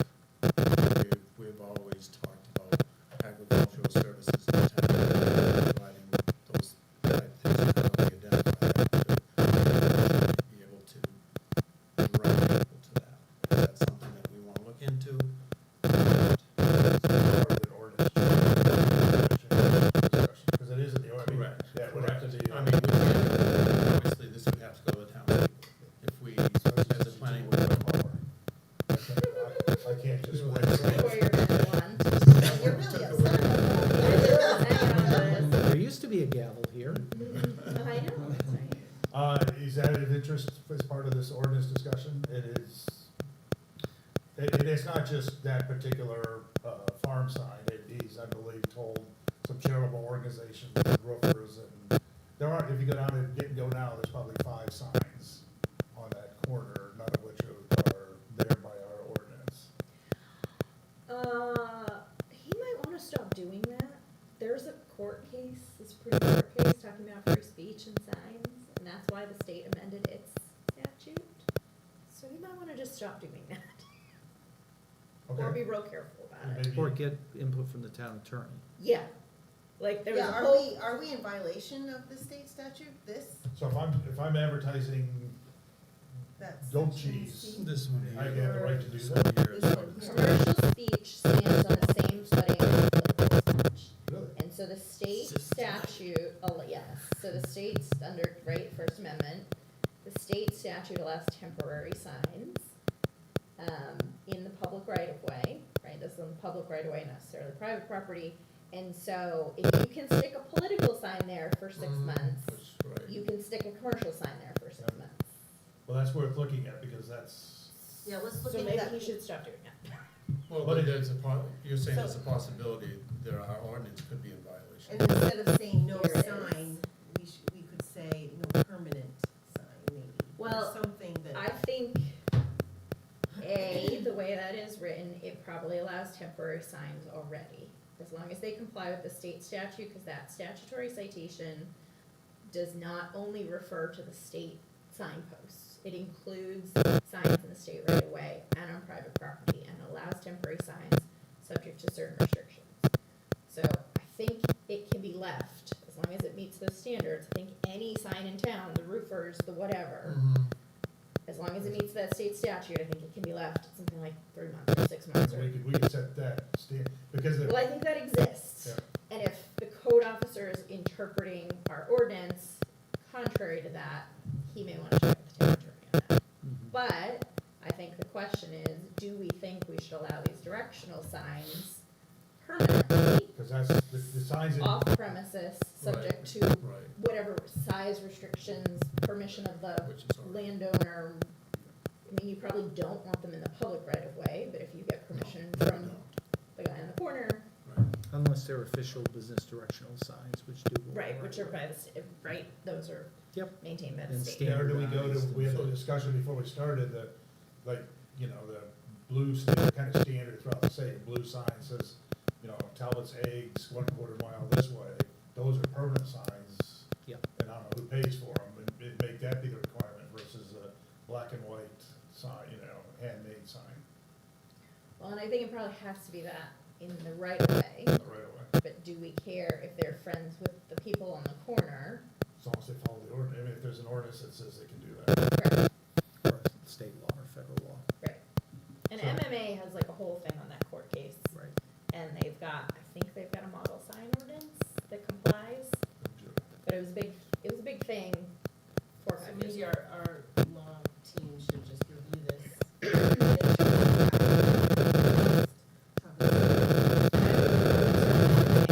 Yeah, he could send the MMA, the current ordinance and ask for guidance on how to interpret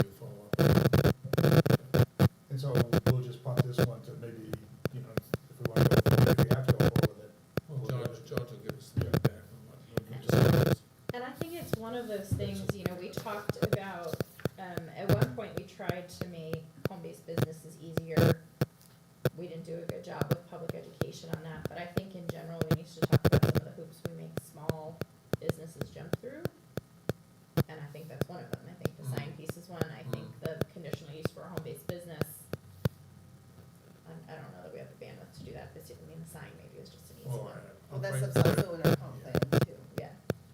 I'm all about that. There certainly seems to be some home-based businesses over there that haven't gone through.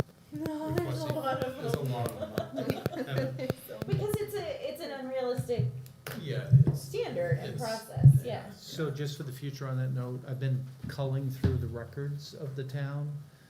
If anybody's ever been to a scavenger hunt, it's just absolutely amazing how bad the records are here.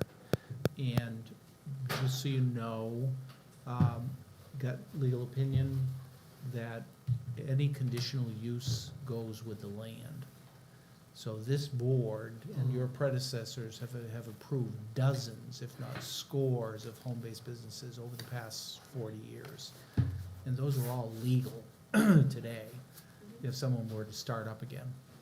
Same difference. Well, but isn't there a provision in our ordinance about abandonment? So- There's no if you discontinue it for a certain amount of time? So ask the MMA attorney, and Alan asked the town attorney. If it's not specified in the ordinance, either abandonment or transfer of ownership, it goes with the land. So someone can sell their business with parking lot or Yep. whatever, another business can come in Well, and- StoneX has already asked about selling the gravel pit that you approved. that's no surprise. That's what triggered my As long as they- review. Yep, they have to meet the same Comply with conditions. Yeah. But part of the problem is because the record keeping here has been so bad, it's very unclear what was approved and what the conditions are. So it's like you could have approved some business 30 years ago with just this, and one that's gonna be coming up is the leisure campground. I've looked at the records of trying to figure out what was actually approved for that. It's your guess is as good as mine. They tried to We did, we come saw a few them. years ago, Yep. add campsites. Yep. Yep, they're still looking at that. Hey, you were here. But it's unclear what they have authority to do right now. So, couple of points for future references. Consider adding something in the ordinance to say either abandonment after a year or could, require to transfer ownership, has to come back to the planning board. That's a potential, there's some different things you could do, but right now, it's not a good situation. I think the abandonment's a good idea. I don't want them coming back if they just. Is there any sell it. concern with, say, StoneX, just an example, Mhm. if someone transfers sale, do we wanna know who's coming in and like look at the same stuff that we looked at? as And make far sure as- they understand what the requirements are. But not to, I mean, that's just, I would say they shouldn't have to come to us. CEO thing. Yeah, I mean, I think we just say, hey, you know, make sure that StoneX, make sure you transfer this information, and then the code enforcement guy can. But he may not even know.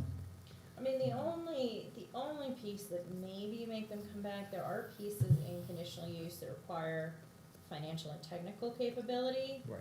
right? I don't think you look at the whole conditional use, maybe you just That's what you would have a transfer of Yeah. ownership review for. Yeah. Yeah, Just only on those two pieces, financial and technical. and I think the code enforcement guy can handle that. So it's something to address at some point in the future. They put down a financial security, Right. is it? But again, how did- if there's no permit requirement and no requirement in the ordinance, Yeah. he has no way of knowing. But they're not expanding, they're not changing, No. not just Sonax, anyone, right? If they Yes. expand the existing. If they expand it, they gotta come back for Yeah, conditional brand new use. application. Lots of fun stuff to deal with. It's all growing pains in a small Yeah, town. that's right. I move to adjourn. Second. Any Wait, I can't discussion? second it. Raise your Never hand. mind. I need official second. Okay, Juliet I'll seconded. I got carried away. Whoa. I gave myself powers that I don't have. Yeah, well, Only Alan John would can have do stopped. that. Are we all? What's the joy of being the chair if I can't just, I know, what the heck, man? Is there value in us attending the 14th? Are you taking public comment, or is it like the chairs? no, it's just the chairs. Talking heads. It's just that So you're not taking public comment? Then I don't want to. you may comment. But you heard all